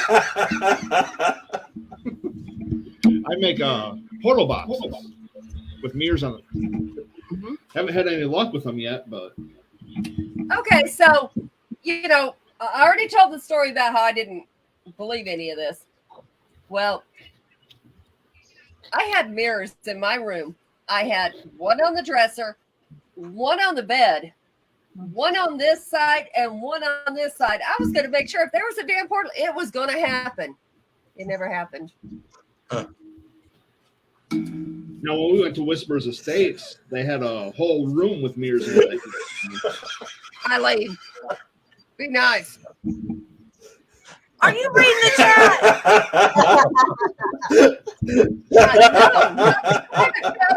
This is a sign. They know this is a sign for something. So I got a question for all you guys. Just do this. It's all good. You won't get banned for that. Oh no, my luck! I'll get back in Facebook jail. If there was a way to ever get banned, I have tried it. It doesn't work. I don't know. I got banned. I got Facebook jail for saying girls are evil. I mean, Yeah, I remember that. that. You said it in writing on the shows. It doesn't matter. Well, okay, I take that back. On one of the shows I produce, a guest talked about the pandemic and the cure to the pandemic, and that it was a hoax. And the whole thing got taken down very quickly. of course it did. Yeah. So I got a question for all you guys. I do a lot of 3D printing, as you know, Adrian, Eileen. I'm getting 3D printed color changing filament where temperature changing. Okay. How do you guys feel about that? Using like making something on 3D printer, asking the spirit to lower the temperature and have it change the color. That would be pretty cool. Yeah. For sure. It's like a low. It's like using a digital thermal reader. Same principle. Let right? me know, and I will buy it, and we will try it out. Howie. Yeah, You that's just gotta all be good. careful of the the only thing I worry about is the environmental factors. But if you leave it sit for like a half an hour, I'm gonna say I don't use a lot of thermal stuff around here because the humidity, the temperature changes like every 5 seconds around here. So I try to stay away from it because I can't trust it anymore. well, that's what happens when you live in the armpit. I know, right? We were at Jeremy. one location recently, and we used both the temperature gun but also thermal. And the three of the investigators were huddled around the one set of stairs leading to the upstairs in this one particular room that was creating a lot of angst for a lot of the people around there. So I was sweeping around just to see, how it is, and I was getting, good temperatures, and then suddenly it was like a major hit of thermal come down from the ceiling, and I'm not making this up, at 104 degrees, and I'm like, okay, you're either on fire or something's happening here, and I haven't checked it out yet because it's recent, so I haven't. But my thermal can take pictures too, so I've captured that, and I think that would be of interest because there's no way that. And this was at night, well, early morning hours, so it wasn't the roof or anything like that, and we weren't even close to it. So that was unique. I've never seen something Right. like that much of a temperature change, because everything else was around 55, 58 degrees, and then 104. That's a And big. I'll remember that. Keep going with that. Keep going. Experiment with that. Document it. You know, it could be something. We don't know. Jeremy, that little comment there a minute ago. Wait a minute. What did he say? Now I gotta go back. This one about being banned. Yes. All right, Jeremy, have you been watching, TV at all? Because the guy just got sentenced over freedom of speech. They actually sued the freedom of speech along with him, and they lost. And he's paying $9 billion to people. That was bad. Yeah, that was very bad. I got a food for thought that just popped in my brain, which is scary. Whoa. Y'all don't know me. Y'all don't know me, so that's kind of a scary thing. Do y'all think if because if a psychic, when a psychic or medium or especially a medium passes away, do you think they have a better connection to the living? No. Okay. No. I don't know why it just popped in my head wondering that. Yeah, actually, I did see somebody say that not long ago. They said that if you are a medium, trying to connect the living to the dead while you're living, are you going to try to connect the dead to the living while you're dead? And I don't think so.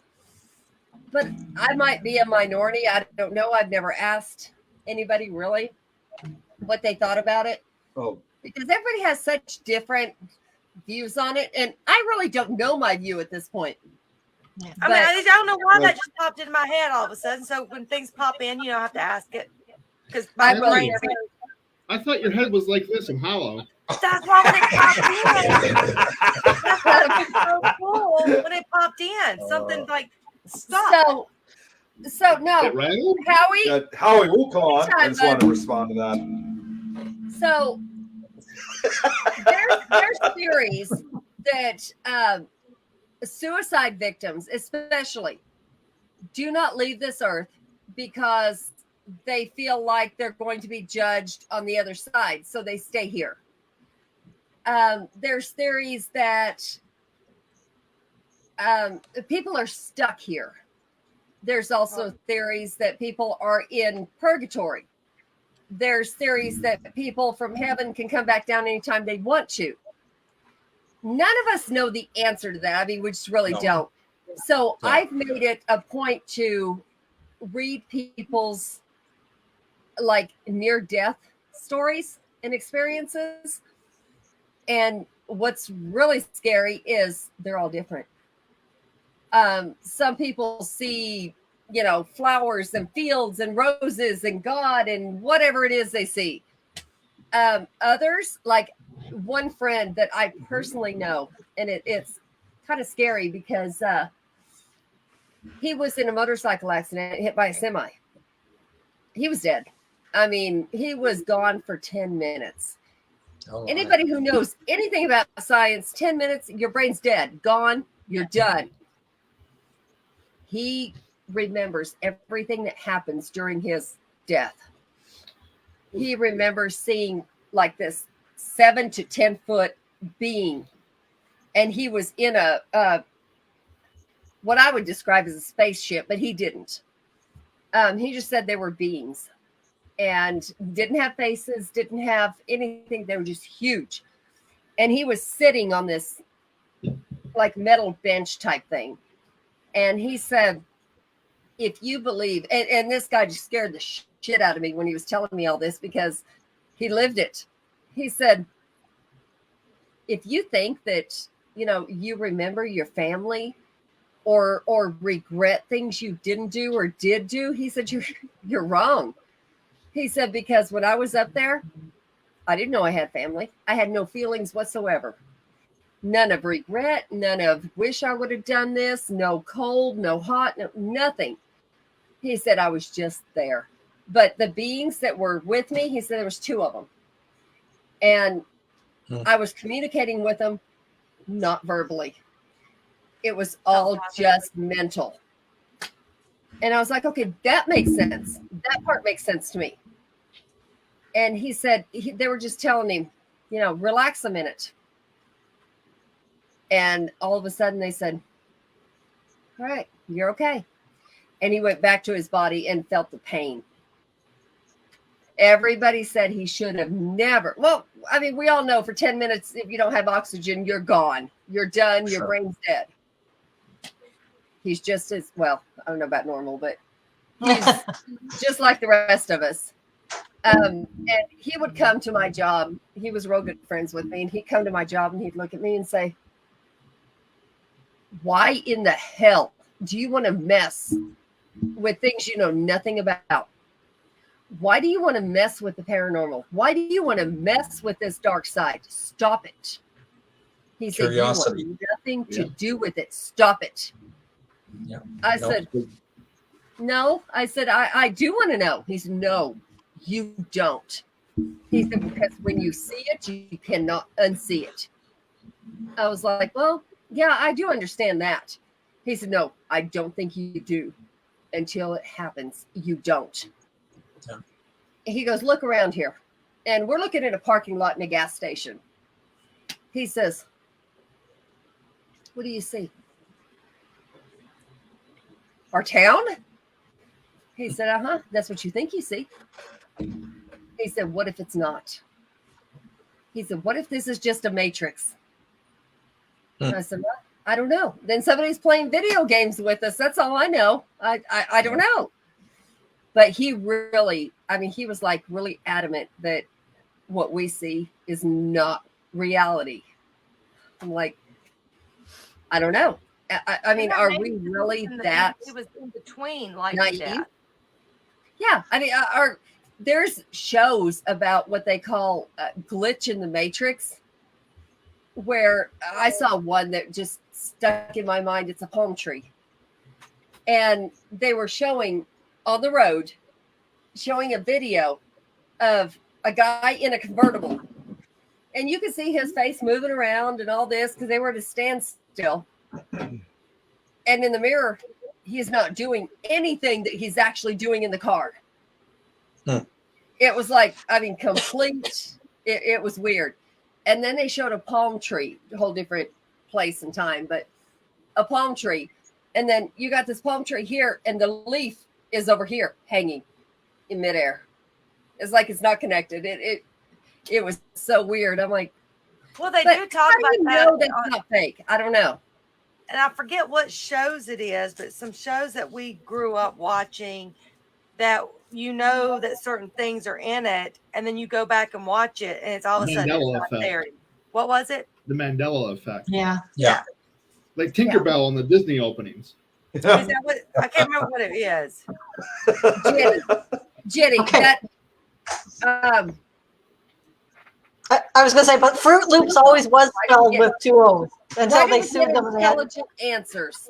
That's I don't know. And that is my thing right now. That's what I keep going through. Why are we getting intelligent answers? So I go back to everything people have told me. Is it the Bible where they say don't talk to intelligent spirits because it's demons that know your past, what your thoughts, who knows? Is it really people can come back from heaven and talk to you? Is it that people stay on earth and can talk to you? I don't know. I think again, it gets back to what I said about like even our team and you have to keep an open mind about everything, and then until it's in concrete, and whether that is true or not, you still have to be able to. You can't just say, I don't believe it. I don't believe you. I don't believe a thing you're saying. We're all living in putty. It can't be to me anyways, is that when I'm having conversations with practically everybody is just you've got to keep that open mind, and even though sometimes you bite your lip and you walk away from it, you got to at least take that conversation in, unless you know it's totally weird. And even at that point, I tell them, I'll get back to you. Let me think about that. Yeah. And I'll get back to you. I've got one of our paranormal investigators that and she came in anyways, but she joked about, if I go on this investigation, I'm going to catch on flames. And I'm like, we're going into a church. She says, yep, I'm going to catch on flames. So, I mean, it's you got to keep that, love her to death, but I mean, you've got to keep that open mind, because people on our team, as an example, I respect their abilities, and I respect what they come to me with. I feel this, or I hear this, or I think I see this person over here, because I can't. And because I can't doesn't mean that it's not there. And so if you have a conversation with someone, even in even for a potential investigation, listen to what and this is for our guests here, but listen to or the people listening, listen to what they're saying. Where is it happening? Is there a reason why it's happening around a particular area? And then try to solve it. But can we? Not all the time. Yeah. And if we could, well, we'd be gazillionaires. I think the more questions we get answered, the more questions we have, because then it branches off into why and how did that get there. And like Jeremy says, I've done a few places that have to. Okay, that's up. Oh, Jenny. Yeah. I'm big into paranormal and religion. And see, that's where I'm at. So what is right? What is not? Like, my husband is going to be writing a book on different religions. Cool. He's studying different religions, different people, interviewing them, and he'll be writing a book on that. But all different religions, most religions, all come back to the same thing. Be a good person. Don't be shitty. That's kind of what they all go. Even, and I've looked into, like, my college thesis was on Satanism, just because I wanted something really crazy to stand out.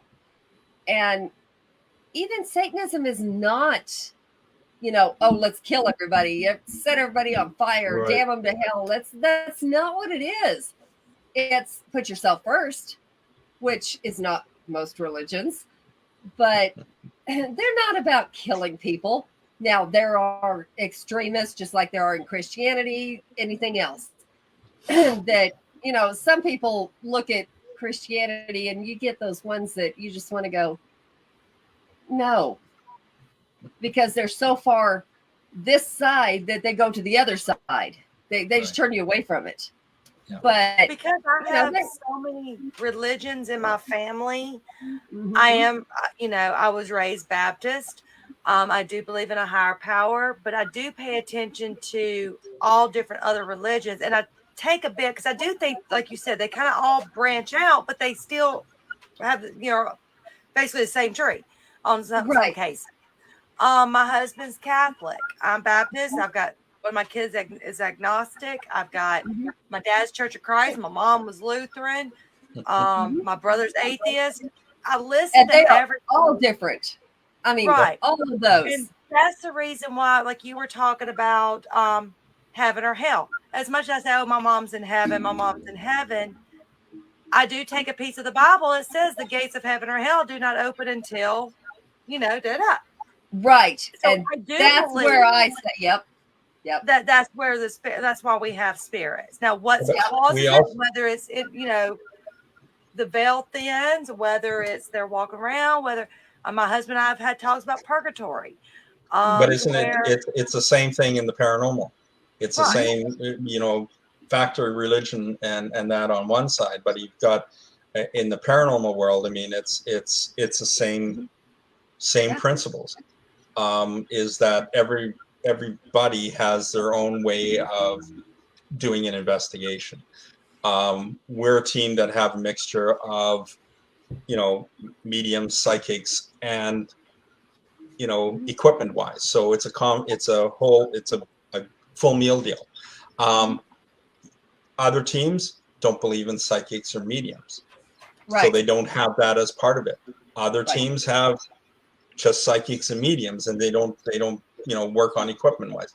So it's still the same thing. You got to leave doors open so that people can see, especially if you're going to talk about it.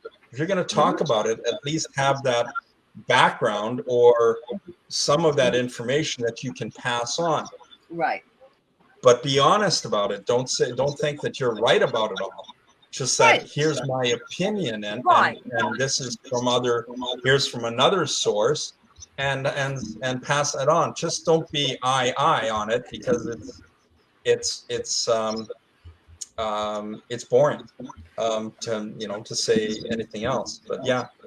See, now, Jenny, on that comment with Jenny, now someone tell me if I'm wrong. No one's ever told me if I'm wrong, and I'm telling you, yes, I was raised Baptist, Southern Baptist. I read the Bible every night before bed. Grandma made you. Did I retain everything? Heck no. But so I could be wrong, but I don't believe anywhere in the Bible it says anything that purgatory is bad. And so I'm about to say, I think we all interpret it that way, but I don't think it specifically says it, does it? No, I don't. Okay, I'm like you. I don't know for sure, and that's something I would actually have to look up. But I don't believe in, like, the King James Version, that it even says purgatory exists. But what it does say is, and everybody interprets it different, and that's part of the issue with Christians. But what it does say is God is going to come back for his children. Now, what happens in that time that before he comes back? Are they roaming the earth as spirits? That's what I think purgatory is that in between. It's the in between waiting for, I mean, me personally, again, this is 100% me, the in between. Oh my gosh. Oh, jeez. Wow. Jenny. Okay. Sorry, Jenny, that was deep. Okay, Jenny, wow. I can't promise anything, but if you'll send me a picture of her, maybe I can communicate. I can't promise that I can, but if she wants to talk, maybe I can. That's yeah. Wow. Nobody wants anybody in pain. Nobody, Jeez. I don't know. Well, you guys, I looked up purgatory according to the Bible. It says purgatory, the condition, process, or place of purification or temporary punishment in which, according to medieval Christian and Roman Catholic belief, the souls who die in a state of grace are made ready for heaven. So it's like your soul being purified. Okay. I haven't heard that, which I don't claim to be. I'm not, my husband went to Catholic school. My husband was going to be a priest one day, is what he thought, until he found women. But so, I mean, he's my go-to person a little bit more. Right. But yeah, I don't know, but I just, and for some reason, I just always feel that and that would make sense. It's just, you're in between, you're not really truly suffering anymore, but you don't go to heaven or hell. That's just, again, like you said, my opinion. And it's all in our minds too. Like there was a show on last night that talked about people could not do the mile in 4 minutes until somebody did, and then all of a sudden lots of people could. They did that record. It's a mindset. So is it a mindset that maybe, we don't want to imagine that once we're gone, that's it, we're gone, that there's never anything else, we're just done and gone? When you don't talk know. about people giving you really near-death experiences and how it's different for everybody, well, everybody has a different view of heaven, hell, Yeah. the Right. afterlife. Just like I believe, like I told you guys before, energy doesn't dissipate. It doesn't stop. It doesn't go anywhere. That's It doesn't right. just No, leave. it doesn't. So the energy of a person Yeah. doesn't disappear. So where does it go? We don't know. Yeah. And that could be why. I mean, time is a human construct. Time is a man-made thing. That could be why the spirits don't have a time. Right. It's because it's something we made up. Their energy is no longer here. So is it in heaven? Don't know. Is it in hell? Don't know. It could be across the galaxy, and they can come back anytime they want. It's just like time is a concept too, right? Time And is a human concept. I mean, I know Janine's has actually lost time as another experience that she had in Ontario, and she has absolutely no idea where this time went. All that Right. tell the story. I was going up to visit my parents one weekend. It's a 2-hour drive from Toronto. And I took the same route all the time. I'd head up Airport Road. There's this guy building a boat on the right-hand side. I'd get to Orangeville, stop at McDonald's, get my pop, hang a left, head on home. This one day I'm going up, and it was a 2-hour drive. So I left work, and I'm going up. I see the ark, the guy building the boat. And I continue on. Only I don't go to McDonald's. I'm like, the next conscious memory I have, I'm 9 miles from home. I've done like, that. Like, what happened to I go to get my pop and, I'm like, why am I in Arthur already? And so, yeah, you could have been daydreaming or, something may have been going on. I just consciously buzzed through it all, except that when I got to my destination, my dad looked at the clock and goes, "You're an hour early." And I'm like, I'm very fortunate that my dad was open, and I'm like, "Dad, you're not going to believe this one." Because to this day, I don't know where that hour or so went. It's impossible for me to get with my fingers like in an hour. I did. Well, I kind of like what No, you you said can't have because if you think about it, it was a human being pretty much that said, "This is an hour. This is 2 hours. This is, what is time?" Yeah. I think, it once you're gone, it's infinite. I mean, like you can think about it when you're there. Am I right? Right. Who knows? Yeah. I don't know that, but Jenny, her question there, I've thought about that lots of times. Do any of us have the real answer? Probably not. But my answer to that is I think humans have free will. If they kill a child, if they, I don't believe our fate is written. I think we do what we do. We have free will to either be evil or good or just kind of be here. Mental illness, that's kind of a gray area where you think a serial killer with mental illness, we look at him as evil. Some of us are empathic and look at it a whole different way. Like, what if he was thinking this, or what if he couldn't help this? There's some of us that go through that. I'm one of them. I can find good in almost anybody and look at both sides of it. Yeah. I whether I'm right or wrong, I don't know. That's my way of coping with life. Nobody has the real answer, but I think children that pass away, if there is a heaven, if there is, whatever, they're not suffering either way. They're good. They haven't had a chance to be nasty, evil humans. I do believe that some of us have been nasty. I have. I I'm haven't an always angel. been What are you talking an about? girl. Let's cut the camera off while she struck by lightning. We don't want to see that. But yeah, I've been as nasty as anybody can be without murdering somebody. I've taken learned.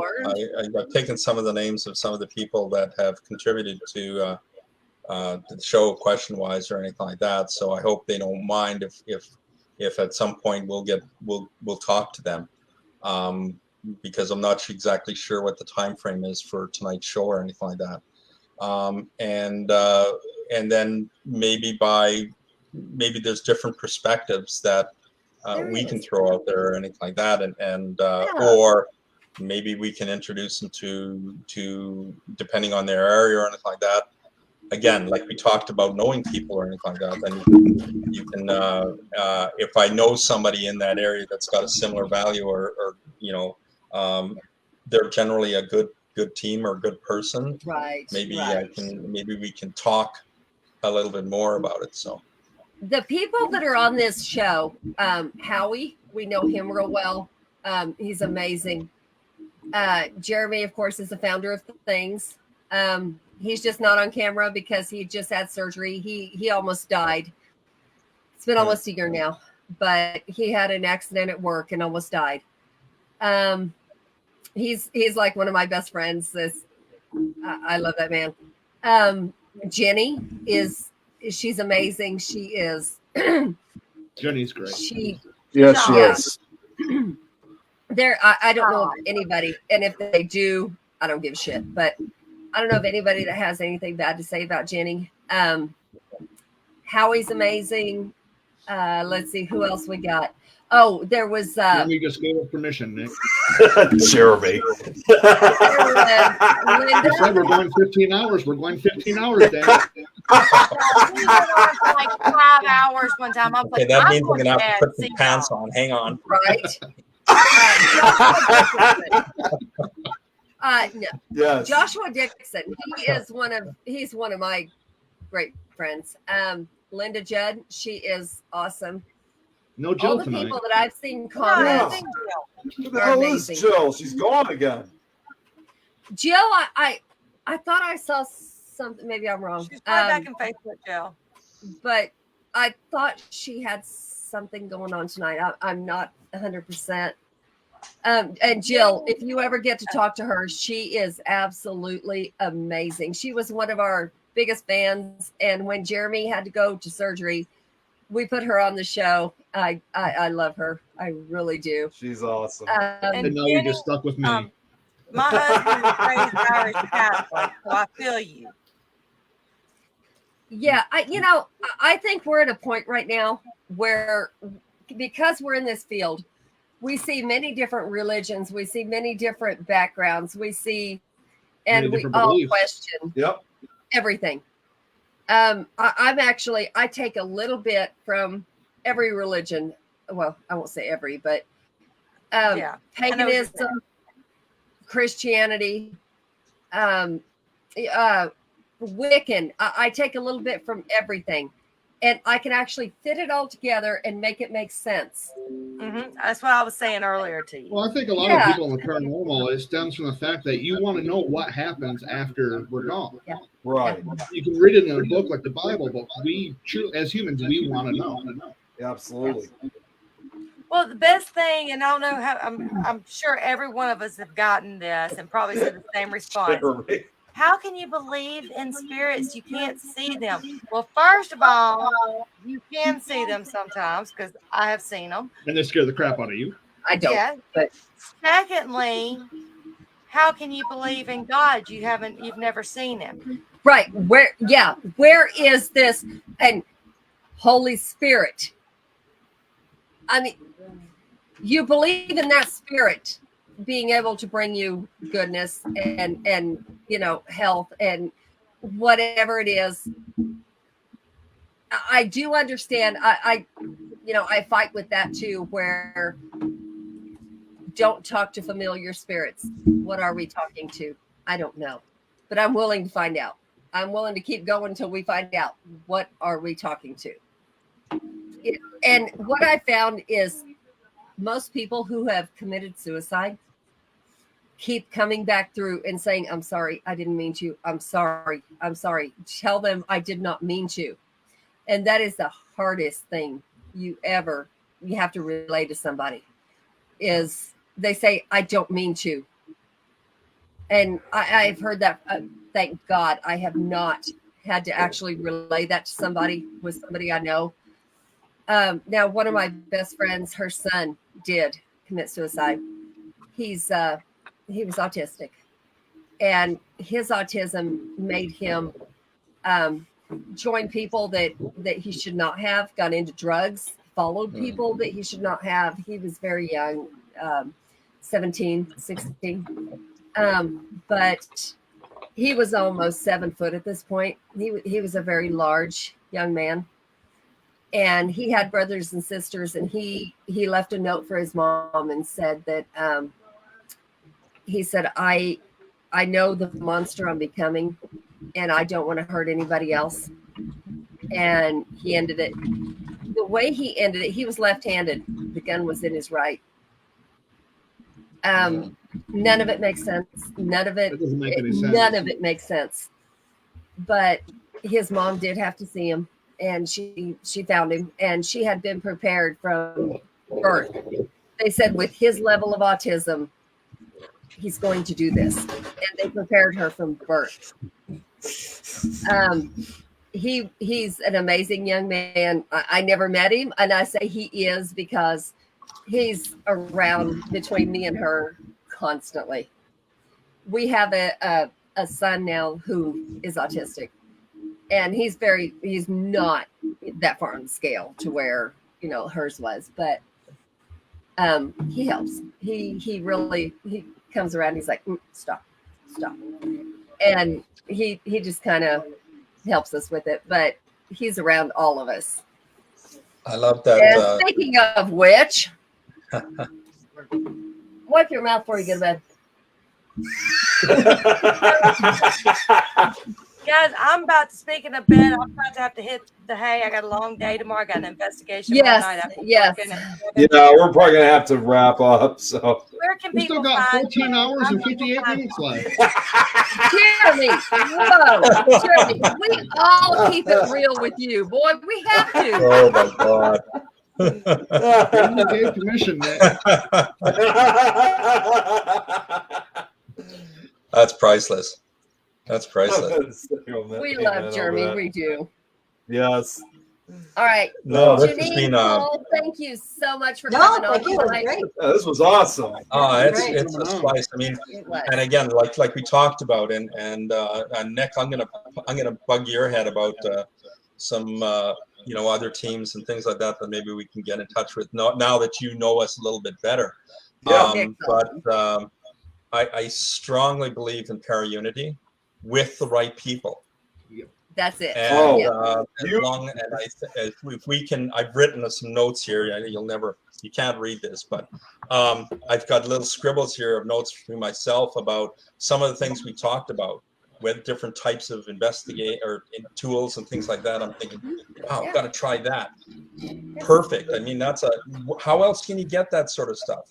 And right. And like I've seen some of the comments, especially from Jenny and her conversation from her an EVP she got with a person that passed. That's the type of things that we always ask people to come onto our page and share those experiences and talk about it, because it might trigger something else in somebody else to talk about something a little bit further and keep the conversation going. So thank you very much for having us here. It's been fun. Yeah, it's been for sure. I just want to say very quickly, Paul, like what you were just saying, this is the first time showing this to anybody. I even have that, like, as I told you guys in the messenger, I added you guys on Facebook. You're going to see a lot with me talking about para-unity, but for the first time ever, I finally have it on have it on a patch. I finally get that black and white crap off you. Show your cute face. Wait. Hold on 1 second. I'll fix it quickly. I don't have any room for any more patches when I was going to get you the cockroach one. You said, no, I don't have any room for any more patches. No, he won't do that if you say that. I love y'all. I've got to run to my other house real quick, and then I'm going to come back here and going back to bed. If you drive, it'd be faster. Love No, you, Ryan, Eileen. it's Be all careful. Just teleport. I It's got good. it. Just Have a teleport. good one, Eileen. Love Nice. Thanks, y'all. Eileen. Love Bye. you. Okay. So yeah, just Damn it. pass the word, get it out there. Love to see more people come onto our page and just have that common Join interest. your page. Send a request to join your page after Adrian And gave you or take a look at the website and which is really hard to remember, cornerstonesupernatural.com. Jenny, we But, love you. Good night. There it is. There it is. Jeremy, every time I do a show and tell, you can never see because this background. Okay, well now I got it fixed. Now you guys can actually see it. Yeah, Vo, I love it. There Is it you Vo? go. You told me you didn't have any more room for patches.